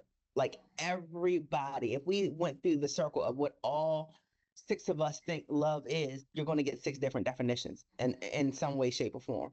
Love is not defined easily. And love is what you think it is. Love is just different to different people. So I could think you smelling me on a Sunday after a night out Saturday is love. Oh, this nigga love me. He knows me what I look like without my braids. He knows what I look like without my haircut. Like that could be love. Yeah. Someone saying that she took a bid for me. That's love. Somebody saying Smell like he bourbon and doesn't love me cigars. unless yeah, somebody he doesn't love me unless he hits me is love. So everyone's definition of love is different. So that can't be something that can sustain a relationship if it's not even something that can be defined. Personally, is what I think. Too Well, many I think. people use that name in vain. Well, I think. Love. I'm sorry. Geez, he's singing. I He's think. singing. I think love can be defined because it, like you said, it has infinite. That love can be communicating. Love can be acts of service. Love can be attention to detail. Love can be being modest. Love can be being a gentleman. Love can be multiple things in a relationship. A lot of people, when they hear love, they just think of a feeling, or they think of some fairy tale action or whatever, or fairy tale story. Love is not that. Love is To work. you. Sometimes To work. you. Yeah, To yeah. you. But it's To you. yeah. Because again, That's to someone else, that's it's totally different. yeah. That's what I'm saying. Love has infinite definitions. So your love, or Elroy's love, or Jeremy's love, or Michaela's love is entirely different. When I asked this question though, y'all immediately pertain to the feeling. All your answers went around. Well, from what I heard, Grammy. it pertains to that. And then you jumped into other stuff saying communication. Having communication, that's love. Somebody Part of that's love. love. That's Yes, part of that's love. Because I that's what I'm communicate with saying. Well, people at work and I well, don't fuck with them one bit. So communication is communicating and No, being no, honest. Let's say no. that. Listen to what I'm saying. Listen to what I'm saying. There, love has infinite definitions. There's right. multiple aspects to it. That's what I'm saying. It's work. But for me, it's been work. It's been faith. It's been trust. It's been acts of service. It's been kind, being a gentleman. It's multiple things when it comes to say. I don't just say I love you willy nilly to anybody. I Have you ever lied and said you love something that you didn't actually love? Like, oh, I love this cake, or I love this vagina, or I love this whatever, and you didn't actually love it per se, but you just said it because in that moment that's what you felt. Never. uh, no, Blow so hard. no, no. I've never even done that when it comes to most people would think you would say that to a woman and just be in that moment. That's But true. no, I don't do that. I don't do that with relationships to people that I call my brothers. Like I don't play me because I'm very intentful. I don't play around with that word. So But when you've I never say that, said, I love chocolate cake, or I love these Nikes, or I love the new no, Acura, or I no, love fall weather. Like, never? I You've love never said it lemonade. about an object? no, no, no. Because Hmm, I interesting. if I tell you I love some a piece of cake, I really love that cake. Like 7 Up cake. I tell my wife all the time I love that because I do. If she buy that, I'm chopping it up like a cookie monster. Like I'm chopping it up. You That's want to me. communicate with you want to communicate with that cake. Yeah. You want to That's communicate with that cake. You want to no, have communication, no. and do you want to respect that cake? That's No, me. you really really like it. Like, That's me. That's me. But yeah. that's what I'm saying. Most people when they hear the word love, they just pertain to the feeling. I I don't. That's what I'm saying in my definition of that. That's why I believe if you stick to just the feeling of love, then yes, it can sustain a relationship. But if you understand it has multiple aspects to it, then of course it sustain a relationship because it's not just one thing. That's just my No sugarcoat at all. huh? No sugarcoating from you No, ever. no, no. They Roy and Jeremy already know. I'm the passionate one on here. Okay, they already know. And Jeremy's the quiet Yikes. one. Yikes. uh, Stifler. what's what would you say was one great lesson that you learned from a past relationship? I can, I can, I can, I Y'all can go start. Yeah, now. I can start that. For me, I learned that I was a horrible communicator. Mm. Like, I actually went back and to talk to like a couple of my exes before in the past, and I asked them one thing like, "What's the worst thing about me?" Right, and they said like, "I'm horrible at communicating." I didn't tell people nothing. I was like, I don't talk now, so imagine how I how I did in relationships. You know what I'm saying? So I was terrible at it. So but I learned from it. So that's one thing I learned just to be more open, communicate. You know what I'm saying? Express things, and for me, that's the only thing I have to say. Communication. When when you say you didn't communicate, was it you didn't listen, or you just literally just wouldn't speak, or was it a combination of both? Both. It was both. Like I listened to certain things I wanted to hear, You and should then have other said, things I huh? didn't explain it. Nah, right, right. No, it's both. Like for me, like the way I I hate listen him. is sometimes the way I listen sometimes in the past is like how you sometimes speed read. You just want to just listen and just grabbing things, and then you make your own Mm. thought process from it, right? You But I listening had to to learn react? that's a bad way. You Huh? listening to re- Are you Sounds saying like No, you're it. listening to I, Only I react? one do just, that. I just, no, I just wasn't. I didn't care. If I didn't care Present. for it, it just come in and go out. Like okay, whatever, you know. And then, so I couldn't make adjustments. I don't know what's wrong, you know. So I had to learn like to just be more patient and actually like listen to what they're saying and try to like feel what they're thinking or vice versa. Hmm. Who, Excellent. wa- who want to go next? Don't be scared. Don't be scared. The best lesson I learned from a relationship is actually when me and my wife separated. Uh, I put up with a lot of shit, and I learned to be more open and what not to deal with, and what I would not deal with in a relationship going forward.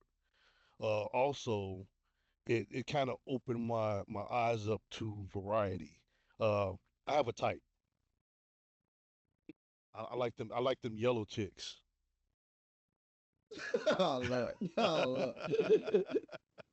No, I know you Oh and did. Lord. Oh when I Lord. and when I got separated, I ended up connecting with a girl I went to high school with, and we literally hated each other. We was like cats and dogs, but for one night, I mean that one night, and she was dark skinned chocolate. It's just like, man, why is she so appealing to me? And it just opened up my eyes to, I had blinders on. I was just looking for a certain type. And then I took these blinders off and the world just opened up a whole lot bigger. So I don't know, I just learned there's beauty in everything. You Wow. just gotta find it.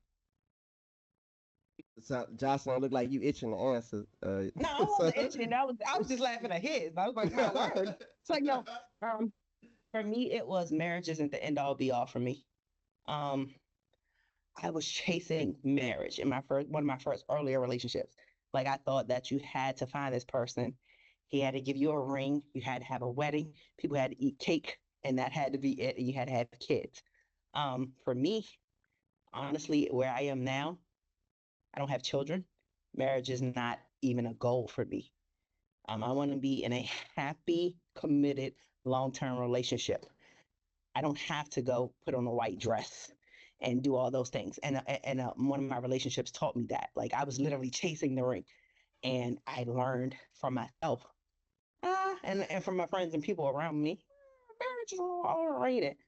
My grandparents, my biological grandparents, separated but never got a divorce because he was in the military and he didn't want her to lose his benefits. My grandfather said that. He was like, we'll stay married on paper. You'll still get my shit. If anything happens, you'll get my benefits. She met someone else. He was my other grandfather. For 40 years, they were together and never got married. But that's all I knew was my grandfather. Like, not all I knew, but I knew my biological. They had a beautiful relationship. You can't tell me that wasn't marriage to them. Um, he was at every holiday. He was my granddad. Like his grandkids were my cousins. They're my cousins. So to me, it's no longer about a piece of paper. It's not no longer about the government and all of that religious stuff because I've been fucking before marriage since. But I'm gonna be like, well, let's make it real before God. Well, I've been doing that since I was a teenager. So it's not even about putting it before God. So I heard 14. it's Did y'all now hear about 14? no, I said forever. I said forever. um, but no, it's not even about that anymore. But my last relationship definitely taught me that marriage is not the end all be all. Because I could have been married to this dude, probably divorced or either miserable by now, and it's just not a thing for me at this point. So are you still open for it? It's not a goal, but I'm open to it. But I'm not that chick that's like, oh, we've been together 5 years. Where's my ring? It's not a thing for me. If we want to just up one day, wake up on a Tuesday and be like, let's just go to the courthouse. I'm with that. Um, I'm not against it, but I'm not like looking for it. I'm not chasing it. There's no benefit for me at this point, other than they're like, you're going to be an obituary as a special friend. So if my only benefit is after he dies, who cares? You know what I mean?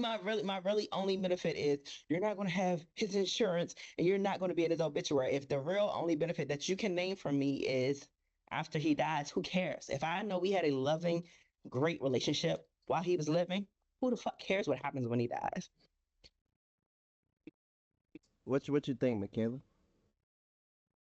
One thing I definitely have learned, because I have fumbled, I wouldn't be one to admit as a woman, I have fumbled some men.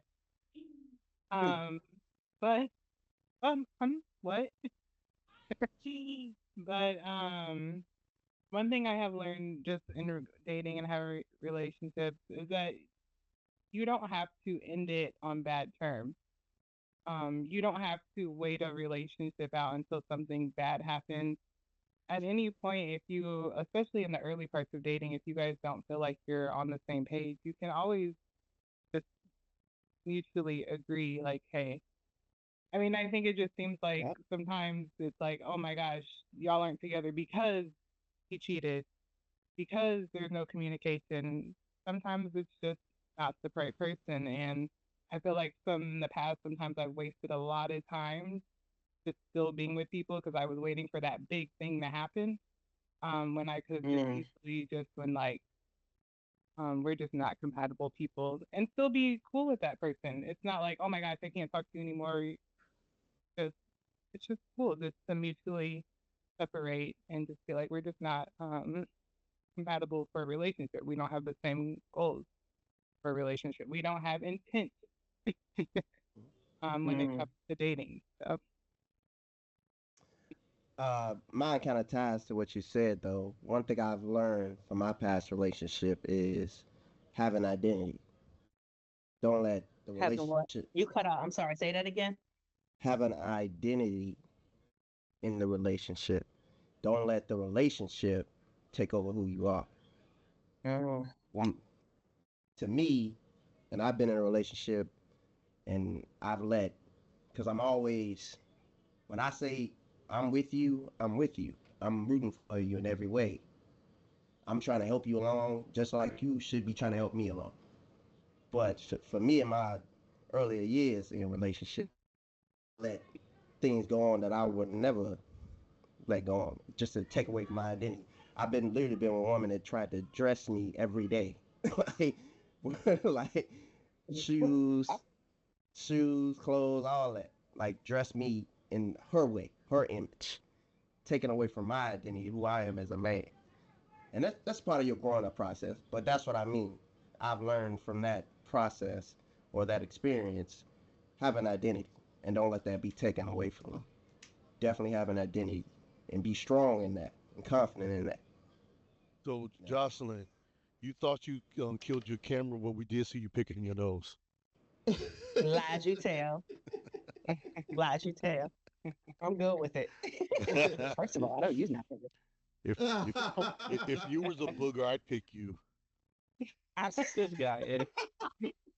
see. That's the line Hey, you got to use in a club. There you go. I see. That's the line in hey, the club. hey, That's the hey. At least he ain't like we described. He that guy that will use that horrible ass pickup line. shoot But the shot. Shoot his shot. Shoot his shot. all You know right. what? Sometimes I have done it just to see if I can just get them to laugh. And Straight up. if you can make them laugh, yeah, All right. Once they This is grin up, end game begins. That's what Biggie said. man. Here go one of my old lines. Hey, I'm taking a survey. You mind filling out this questionnaire? It's about to be bad. It's about to be horrible. This is about to be horrible. You mind filling out this questionnaire?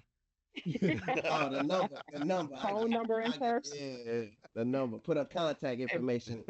Edward, one more. Give us one more, bro. One more. One You have more. another one? Yeah, you have another one. Like, no, wait. If you were to approach Jocelyn, what would you say? What would you say? How would you say? I don't know if I would approach Jocelyn. She just You a she whole doesn't. pack of lies on a Tuesday. This is a Wednesday and you still lying. God damn it. You know what?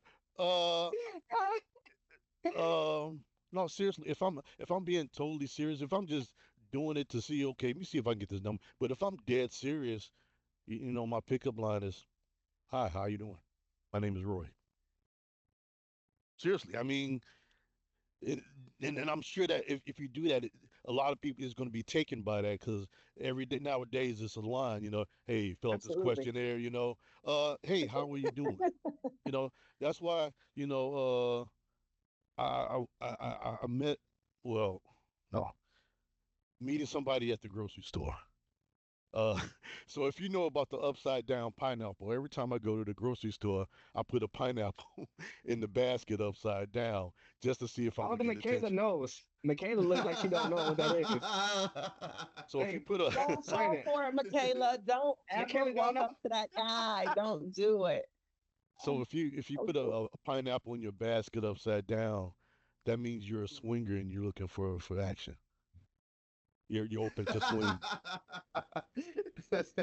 And I No. do it for shits and giggles. If somebody was to really approach me and say, "Hey, I see you got a pineapple upside down," I'm like, "I don't know how I got there." Ah! I just do it for fun. I had a guy, I ride Metro in DC, which is our subway system, and he walked up to me and he licked his finger and he put it on my shirt.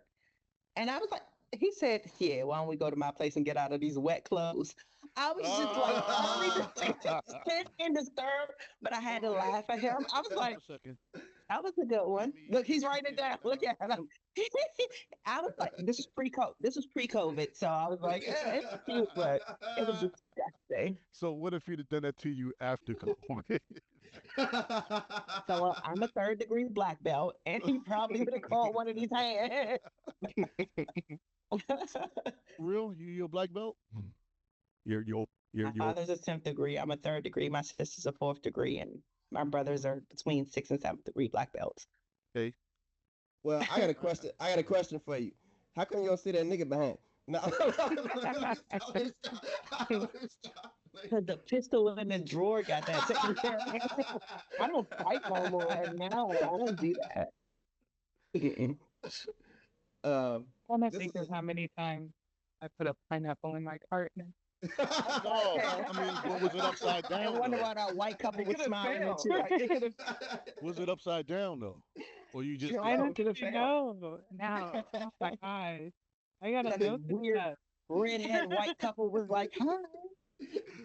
Right? don't, don't let Roy make you self-conscious now, though. damn? Does it go for the same for canned pineapples? Let me see. Old. Shut up. All right, we're I'm gonna go quiet. to a little lighter question. If your love life was a movie, what genre would it be? Rom-coms all day. Mm-hmm. You said, Rom-coms wait, what? all Rom? day. Rom-coms all day. I'm the like geeky, quirky girl that finds love at the end. We probably tripped on the first date and fell on our faces, and yeah, or definitely a rom-com for sure. Basically, every Adam Sandler movie, huh? Absolutely. Adam Sandler movies for sure. My life is an Adam Sandler movie for sure. 51st Dates, my favorite. Yep. What about you, Jeremy? You look like you think. Oh yeah, I was thinking. Genre. I would just say to You're keep it you're simple. I'll say drama. You know what I'm saying? I'll say like a wide range of emotion. You know what I'm saying? It's ups and downs. You know, like being with someone for 5, 6 years, it's ups and downs. So I would say a nice drama movie is where I'm at with it. you're Roy, we're not talking Pornhub categories. We're not talking Oh, BBW. We're Lord. talking real movie Lord. so genres, sir. so forget threesomes and Ebony. Okay. No, no, no Lord Jesus. BBW my license. Lord Jesus. my I told y'all about it. I told y'all I was gonna like uh mine would be a James Bond movie. Um one of the biggest things I look for in relationship is loyalty. And you know, in James Bond movies, it's always an ally that's the bad guy towards the end. So, you know, it's always about, you know, loyalty. And I don't want to say setting traps to expose yourself, but yeah, let's see who's the hidden man behind the curtain or whatever, you know. So is that action? Yeah, your spy thriller. Yeah.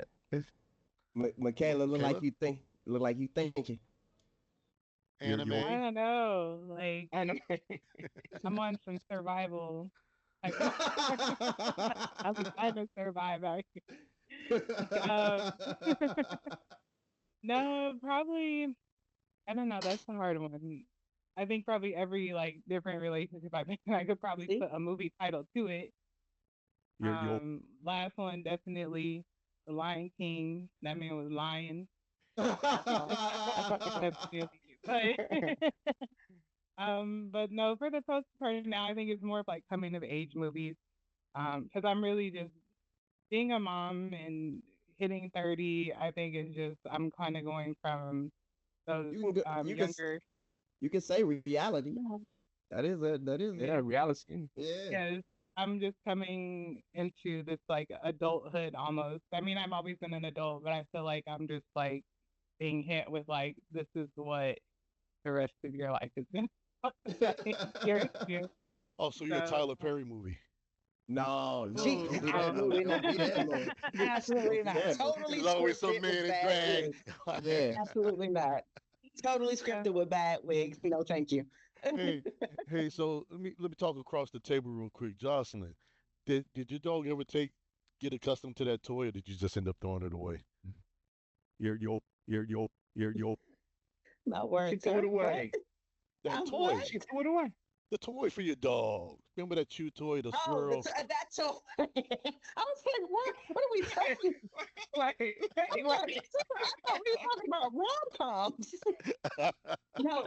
It's under the bed. Man, That she doesn't let me touch it, so she will not uh, let me touch it. but she Did, plays with it. did It's we miss something? hers. Did we Okay. Yeah, miss Well, look. First she didn't like it. something? it's hers for sure. Okay. But go ahead and finish your thought, Michaela. I'm sorry. Oh, that was it. I just feel like, just like a coming of age movie, you know, trying to find my way to the end, the light on the end of the tunnel. And I'm just growing. I'm definitely growing right now. Well, Are you guys the least bit curious? This is the last time I'm gonna even mention this. sure. nah, we good. We good. We good. I don't know. I don't know. I don't know about all that. But Ain't like it's a my severed hand in there. my mine is action comedy. Or if you need a specific movie, it's back in action with uh Cameron Diaz and Jamie Jamie Foxx. Foxx. Yeah, Mhm. that type of relationship where they had a mission they had to complete together. if I we feel like want to be, that's if we want to be what? huh? You said if you want I to be heard it. He what? I definitely heard it. said I heard Pacific. it too. He definitely said Pacific. Wait, what? I heard it. I heard it too. Yeah. Definitely said Pacific. Specific. I'm Atlantic, but still. anyway, anyway, it would be that type of thing. That couple had, a mission they had to complete together. That's every day with me and my wife. We got something that we got to do together all the time, and that's the type of relationship or love life that I would like. That's we can. I don't want a partner that got to stand behind me or stand 3 blocks from me, stand beside me, and we handle this thing together. And I like it that way. Right. Okay, so I got a quick Partnership. question for Brandon. Yeah. So, and I'm cool with it because I know what the question I added is kind of way left field. Are we just going to ignore that, or that's just too much? Is that taking us off plane? Now, just tell me. I no, want to know. no, we ain't got to that question yet. Oh, But okay. we can go to that question if you wanna go to that No, question no, next. no. We can keep going down the list. I just wanted to know if you I'm I know. mean, scared. Because I mean, it was like so different from everybody else, but it was like a Do real, we have to a me it was a refuse to legitimate answer question. button? Huh? Do we have a refuse Nah. to answer button? Not you. you you ain't never this ain't a forceful podcast. You can I'll refuse take to for answer. Yeah, Yeah, Nah. me. you can plead the fifth of Jack. I will. Matter of fact, since Roy brought it up, I'm gonna go to Roy's question, and uh, Yes, sir. I will apologize ahead of time, ladies. Let me just be honest. If I think it's a legitimate question though. if you're in a relationship for over a year and you find out your mate smashed a homie, does that change the way you view them? You who? The mate or the homie or both? The mate, The fuck? the Or the mate. mate. Oh, Yeah. you mean So they before smashed you, him back in the day? yes, before you. Absolutely. Let me tell you something. I've learned this.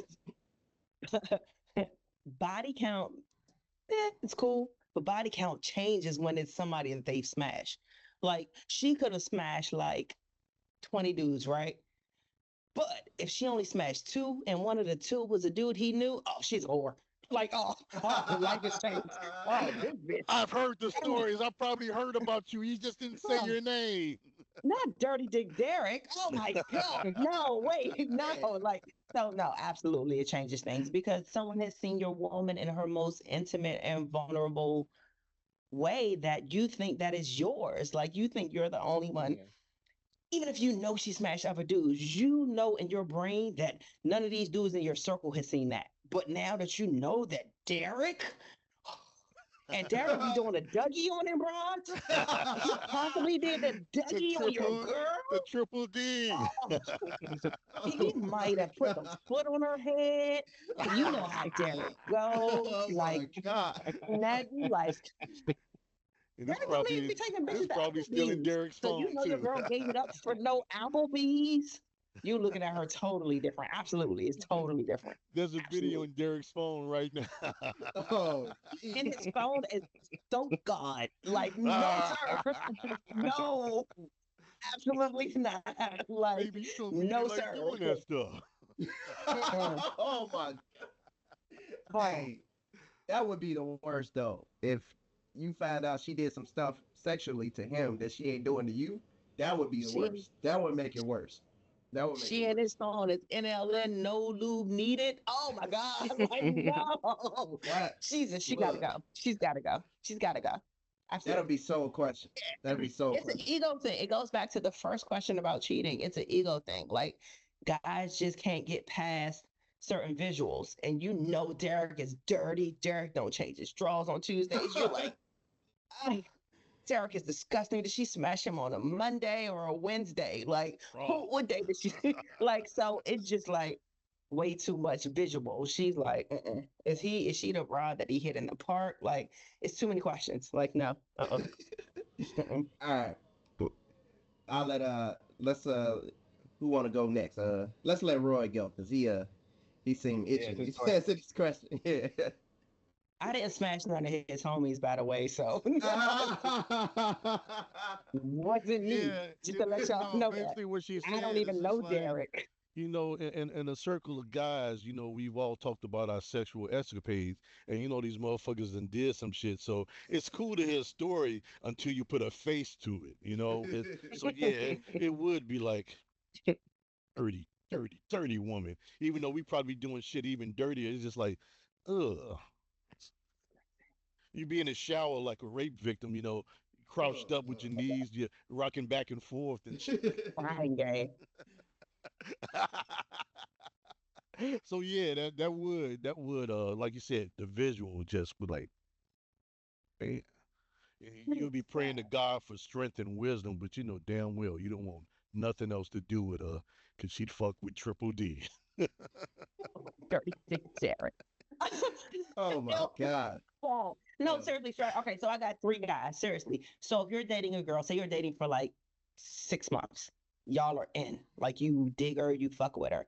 And then you decide to meet, you bring her around to meet all of the fellas. Like she probably met the basics, the regular guys, but now she's met all the guys. It's like an event. And one of the guys there, he's a digger out back in the day. Do you want him to tell you, or do you prefer her to tell you, or do you not want to know? I don't want to know. I would prefer. I would prefer since I've only known her for 6 months for my homie to tell me. Mhm. Okay. I would prefer for Would you feel that a certain way if because she didn't say anything though? Like if the whole day goes by, right? And y'all nah chilling the nah next day, and nah he I said would something to you and she still doesn't, would you feel a certain way?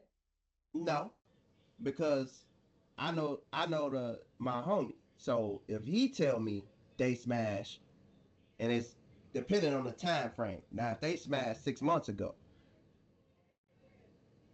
Right. and we just started dating, then it's like Shit, I don't even care if it's 5 years ago. nah, I don't care about all that. I don't care about all that. I'm just different.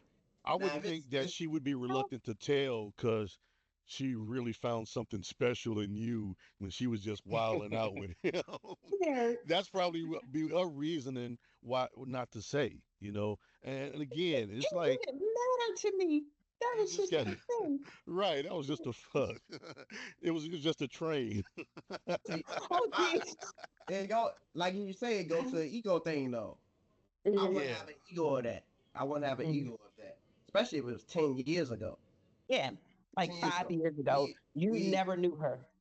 as single people, because we've all been single before and single now, whatever.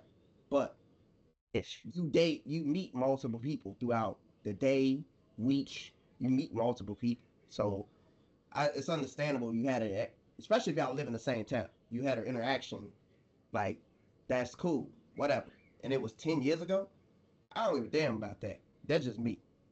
That's just me. I don't give a damn But about would that. you want But to if it's know about it, even though it was 10 years ago? Would you want to be no, in the dark or would you want to not even know? Like, if my homie tell me I'm cool, okay, but she tell me and I don't really care, cause that's past her. But my homie right. tell me, cause We that's not. I know But my wouldn't it be in the manner that he tells you? He could pull you to the side and tell you, or he could be in front of all the other guys like, I You smashed know your that chick was a couple of beat years up, ago. Darlene. nah. If you do it that way, we got a prop. Now if I start seeing some videos and all that, then we got a prop. Then But we the got a only prop. respectful thing Then we would got be if he yeah, tells you to pull you to Yeah, the so side, like, man, yeah. you know what? Yeah. I Expect just us want to to let you tell because know. you know we only Yeah. count one third of First, y'all anyway. So first of all, listen, first of all, it we didn't not in happen. the we not in that Tay what's the Morris Chestnut movie with Gabrielle Union where she smashed his That's it. father. Oh No, my but God. no, but she smashed his father and he dating her. So we're not in that situation. So that could be worse. That could be worse. So let's no. I'm just saying because I couldn't get over Jeremy, that. My father. Jeremy, Come on now. Huh? where you at with it, Jeremy? Because you quiet. What you No, want I'll to? just for me it's a no go. Uh, Brandon's just a good dude. He's just a nice guy. Like it wouldn't even for me, it wouldn't even go 6 months. Cause like even in college, you know what I'm saying, you meet somebody new, like you go to your guys, hey bro, you know how like how you know what I'm saying, how you think she look, how black, so it wouldn't even take 6 months. And if one of my close friends already talked to her, it's over with. It's a wrap. I can't I can't bring her in my circle because she already been tainted in my eyes. Like I can never bring her around the group. How you gonna do a couple date? How can you do a couple date? Yeah, tainted. How can you couple date? How can you bring them around like as a whatever? If your friend who y'all roommates, it's over. What you think they gonna Facts. say? You still do Facts. that? You don't think they gonna It's say? not You still do that it's not thing? You about it. Hey, he It's got a not bowl about that, full of bro. Like he got a bowl full of cherry stems. Make a Ma- baseball. it's it's Michaela, a is it fact. different for chicks? Like, would you be mad if one of your girlfriends smashed your dude? Of course. I think you You can't muted. hear you. Yeah, you muted. Uh oh. Now you're muted. Her things. Oh, there we go. Is that better? Hmm. Oh, There yeah. you go. Yeah, we hear you. I think because you all seem to say the fact that they smash. I mean, I think we're all adults. People smash. But my thing that's really bad about it is like, why nobody told me for a whole year? That would just Well, really piss me no, off because no. I'm just So like, the way I labeled the question is like you establish something and it's growing and she's starting to come around more your friends or whatever, and then you find out after a year of dating that she slept with one of your friends. oh, so they didn't Not know each not other. yeah, Okay, so I'm like, that's they weren't keeping crazy. it for you Nobody for a said year. that to me. Right. Um, but no, yeah, definitely probably be kind of a no for me. Especially just females. We could be really territorial about our men, and it's just gonna be really weird for me to be like, just to know that, like you said, my friend has been passionate with my man, and I don't. It's just I can't. I just can't. I'm an egomaniac. I'm an egomaniac. I'm gonna be like, it depends on what it's D hitting on. Like, if the D is trash, he gotta go. Like, another broad can't know that I'm smashing like a trash D dude. My girls cannot know that he's got a whole 3 inches. Absolutely not. But if he got Yeah, the definitely not. out 9 inches, Right. twirl tongue 3,000. Now you know why I'm winning, sis. Like, absolutely. Now you know why I'm with Big Dick Dante and I'm staying with him, and you ain't getting it no more. Did So you that's just say did you that's say how it 12 is. tongue 3,000?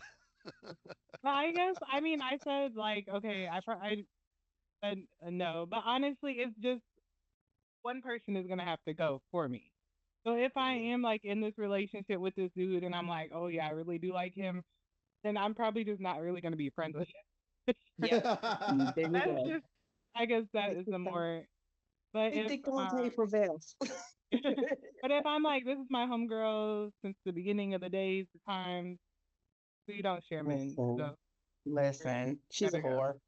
She was whooped. We knew what it was.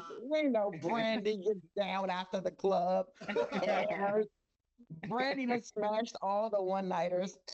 Just get yourself checked out, Gary, and we're good. Like, whatever. It's fine.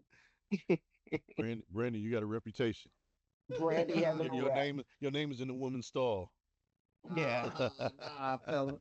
I try to stay out of this. Man, Brandy.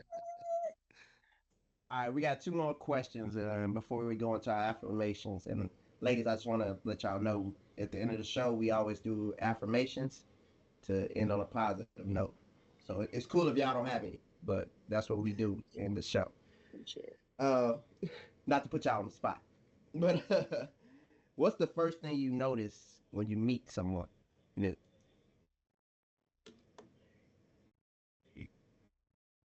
Nobody got it. Because just because I'm just meeting them, I'm a visual person, so I know it sounds shallow, but I'm definitely looking at how they holding themselves, how they keep themselves together. I am a really big teeth person. You said feet? Teeth. Teeth. Oh, I'm Teeth. mad at the dental office So, on what you said. I'm mad at the dental office on what you said.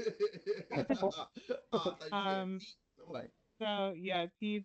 It's like if you don't have your teeth together, I'm thinking like maybe they don't have insurance, so they don't have a job. And, like so, it's just a lot going through my head Damn. about teeth. So I'm just a What really for? big, big on my teeth.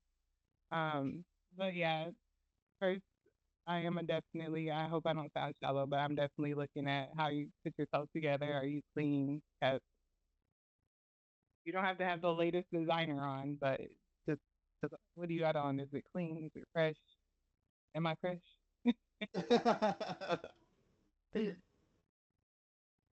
bro, you ain't got nothing. You Oh no, know I got an answer. No, I mean, like she says, we all fall for the first thing, and it's appearance.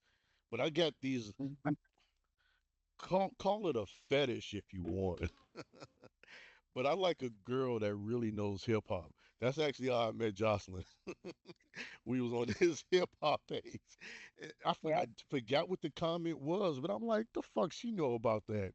But yeah, it's I don't know something about uh my ex fiance. We went to the movies to see Straight Outta Compton, and she's sitting there and she's reciting "No Vaseline," and I'm thinking I can't wait to get her back to the Absolutely.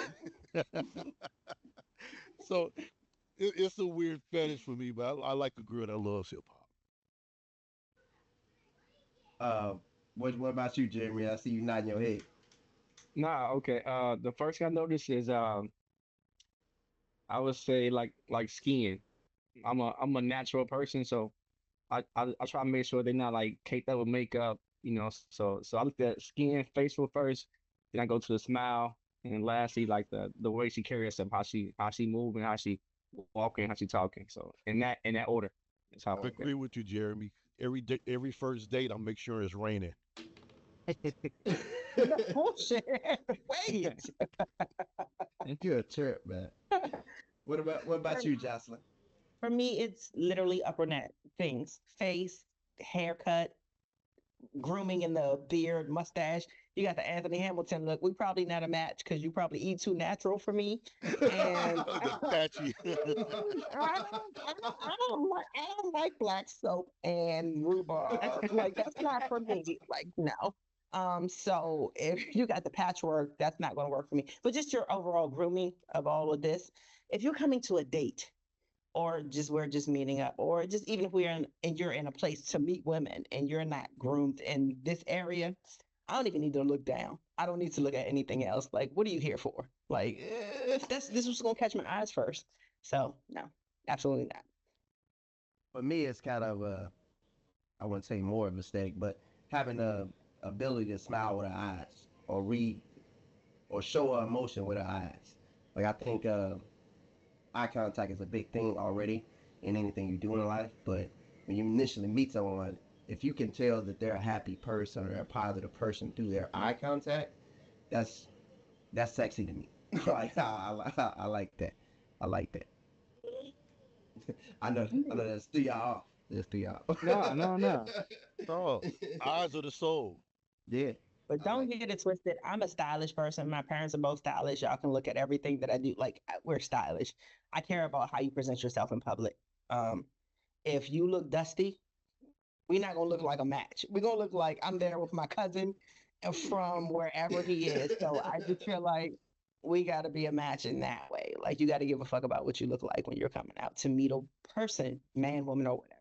So Hey, so I gotta say something because it just brought back a memory. oh Uh, shit. I can it's not bad. It's not bad. oh shit. But do you remember when we went out the first time? We were dressed alike. We had the same color scheme, and it wasn't We like were red dressed and alike. black or red. It was like olive green and blue It's very and weird. denim. It's very weird.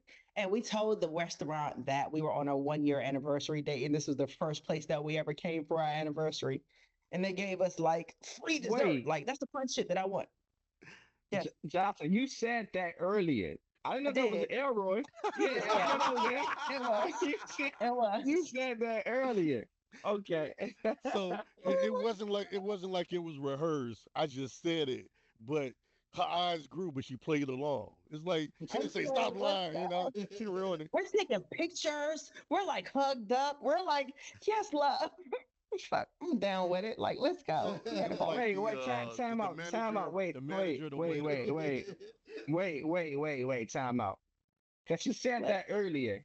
And she also I did. said that's her ideal date and It like was. partner. It's And like fun. partner It was type. fun. Yes. But you have to understand we're I'm gonna talk to how you many Elroy later. 100 miles away? Uh It's a lot. I'm in DC. Yeah. okay. Roy You travel. gotta talk to So, Elroy. You gotta so you I, gotta I I you know gotta it's talk kind to of clicking. Like, hey, didn't you go You see if Winter came in really DC think that? and when you? Roy So, travel. so I'm in DC. So we here's the thing about me. This is the difficult part about dating me. I need both attention and space at the same time, and I leave it up to the guy to how you figure do out which that? one that I need. Yeah, how you juggle that? That's that's That's tough. up for y'all to figure out. That ain't my problem. That's up for y'all to figure out. No, I do. I need both attention and space, and that's the hardest part about probably finding I someone got, that I got can one get question for you. I don't want to cut you off, but would you rather be loved like this or loved like this? Jesus. So I'm, it's beating I'm just yourself. asking. So this is going to get me every time. Like Oh, okay. I'm I just can asking. listen. Most people Um, associate that with being abusive, but I'm not saying that. no, no, no, no, no, no. Absolutely Mm. not. But if I had to choose between the two, love me up close, then buy it from a distance. Like, yeah, So, I need to Roy, hear it. Roy, My love language is words of affirmation, so I need to hear and feel that shit like every day, like Roy, all of that. Like Roy, what she I need to wake said, up and be like, Roy, what she go said, ahead. you need to be calling her every hour on the hour. so I Tell me your deleted her. favorite Biggie I lyric. deleted her number. He did. He I don't have did. her number no more, so I can't call her. He did. Like it. I can He call her on lying. Facebook though. He lying. He Yeah. lying. He All I gotta lying. do is say a Method Man or a Biggie lyric. He back in there. So Yeah. Yeah, you I easy came to like that? bring the pain hardcore.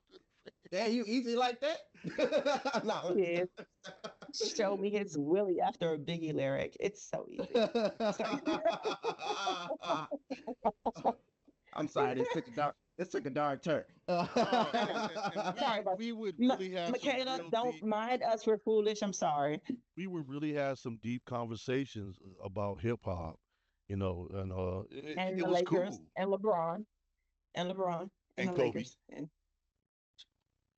So both of y'all said the ideal date was with each other. Elroy, you said that earlier. Someone like hip hop. Be like, what's going on? Like, no, what, what, we had a great time and great things, but again, like distance to me, I cannot. To be honest, I can't do Okay. long distance for a very long time. Like I need touch when I want touch. Like when I had a bad day and I want to be able to be like, I need to be held today. I need to feel this today. That just Yeah. doesn't work for where I am now. Maybe 10 years ago, sure. But where I So, am now, I need a so, foot rub. So if Elroy, if Really? So Elroy, y'all trying to turn this into? Go, No, Brandon, go ahead. Brandon, go ahead. Brandon, so go ahead, Brandon.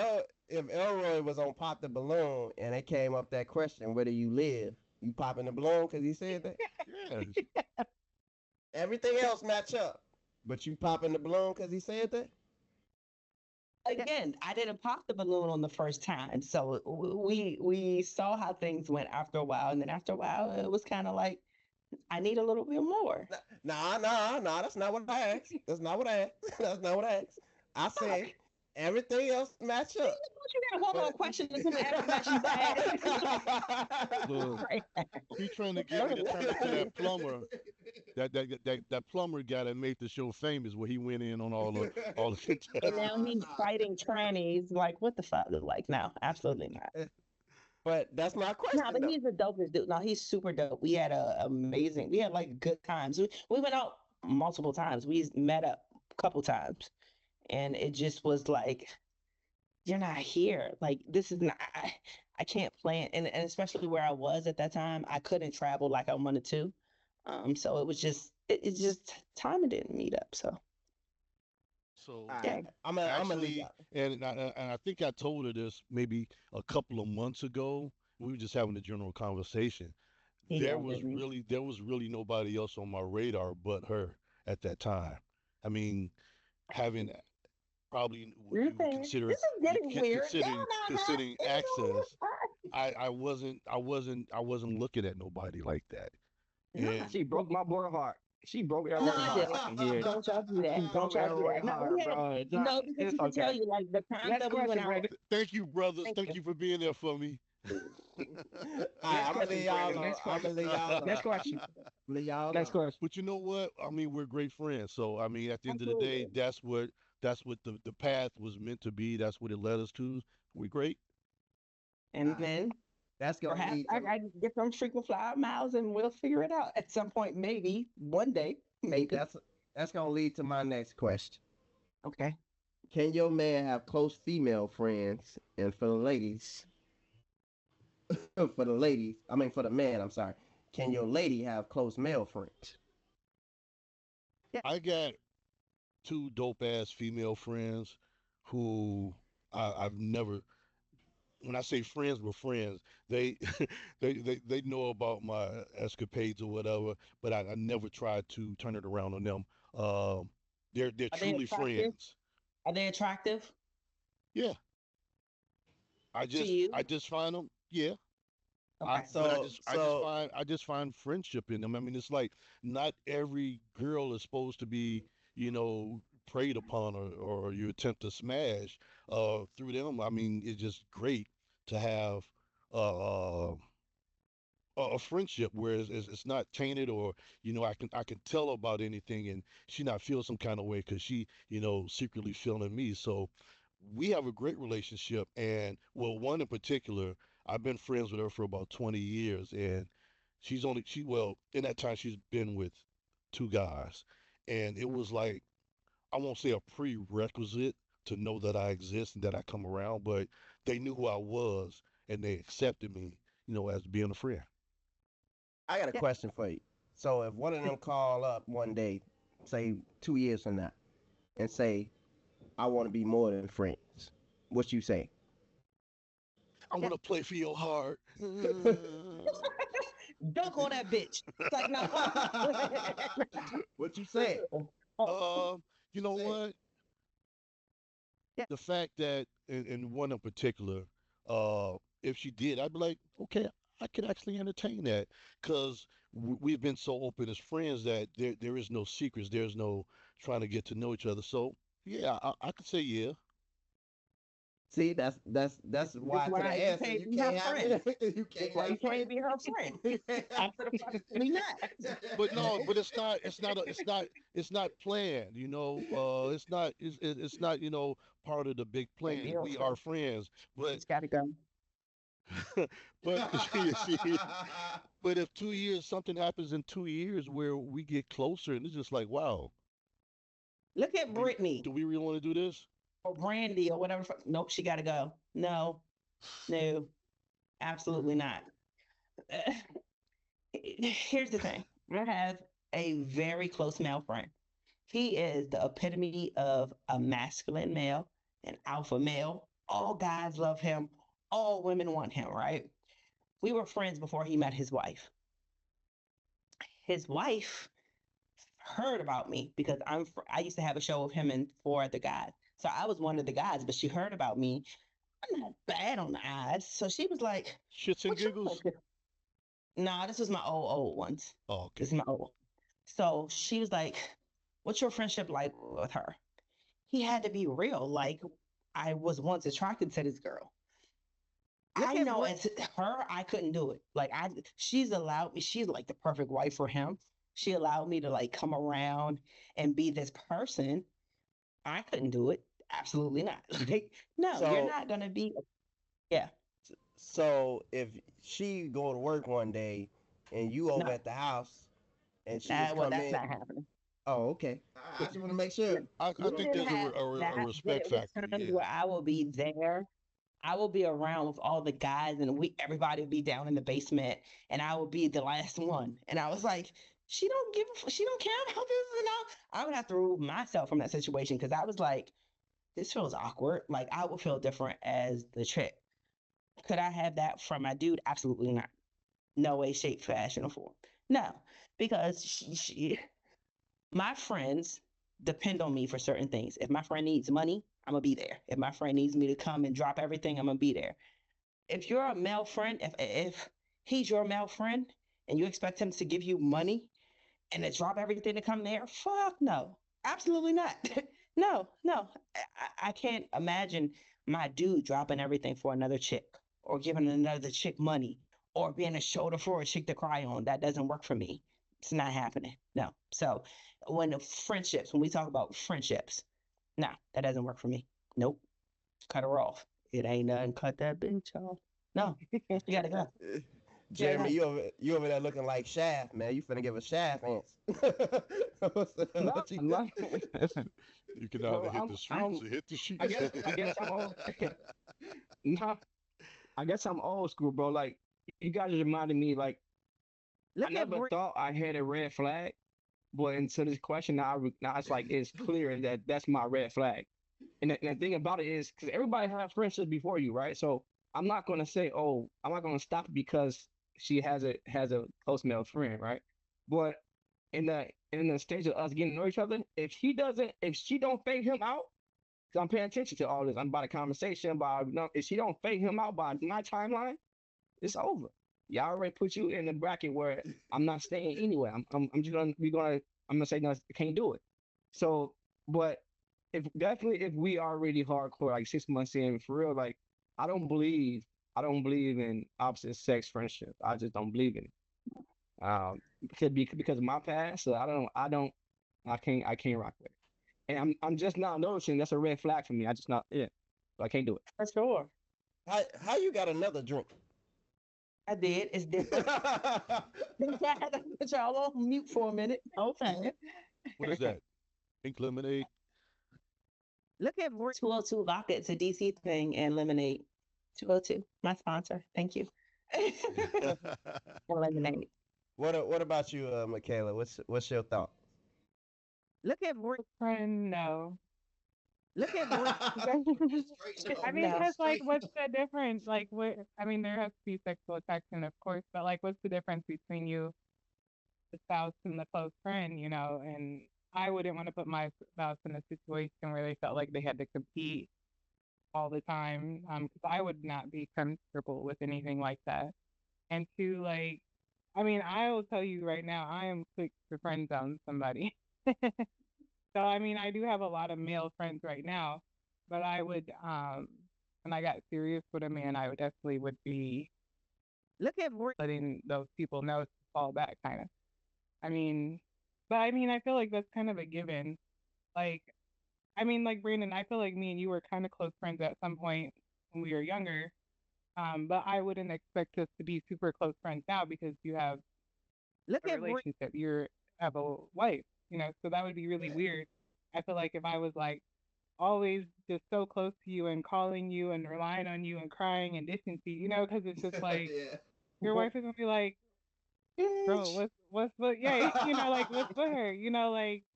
Does It's she not gonna want be you? bro. It's gonna be Like does she want bitch. you? Like she can't have so I'm just like I don't it just doesn't really make sense in my head. And people kind of understand at some point when somebody because like I said, what's the point of us being close friends if we're not gonna turn it into a relationship? It's a side note question. I'm sorry, I don't mean to add questions to this, but this just added something. Do you think your mate or your spouse is supposed to be your best friend? Damn, y'all got quiet. Not your Damn. your only best friend, your the best. If you're saying it I like think that, I but think you should have y'all should like have you some gotta have type of somebody friendship.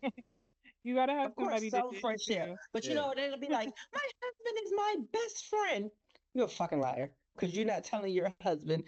Who do you Uh, tell when he gets on your fucking nerves? right. Who do you You gotta tell the have shit when somebody you're visiting? Who do you tell when he ain't adding but up?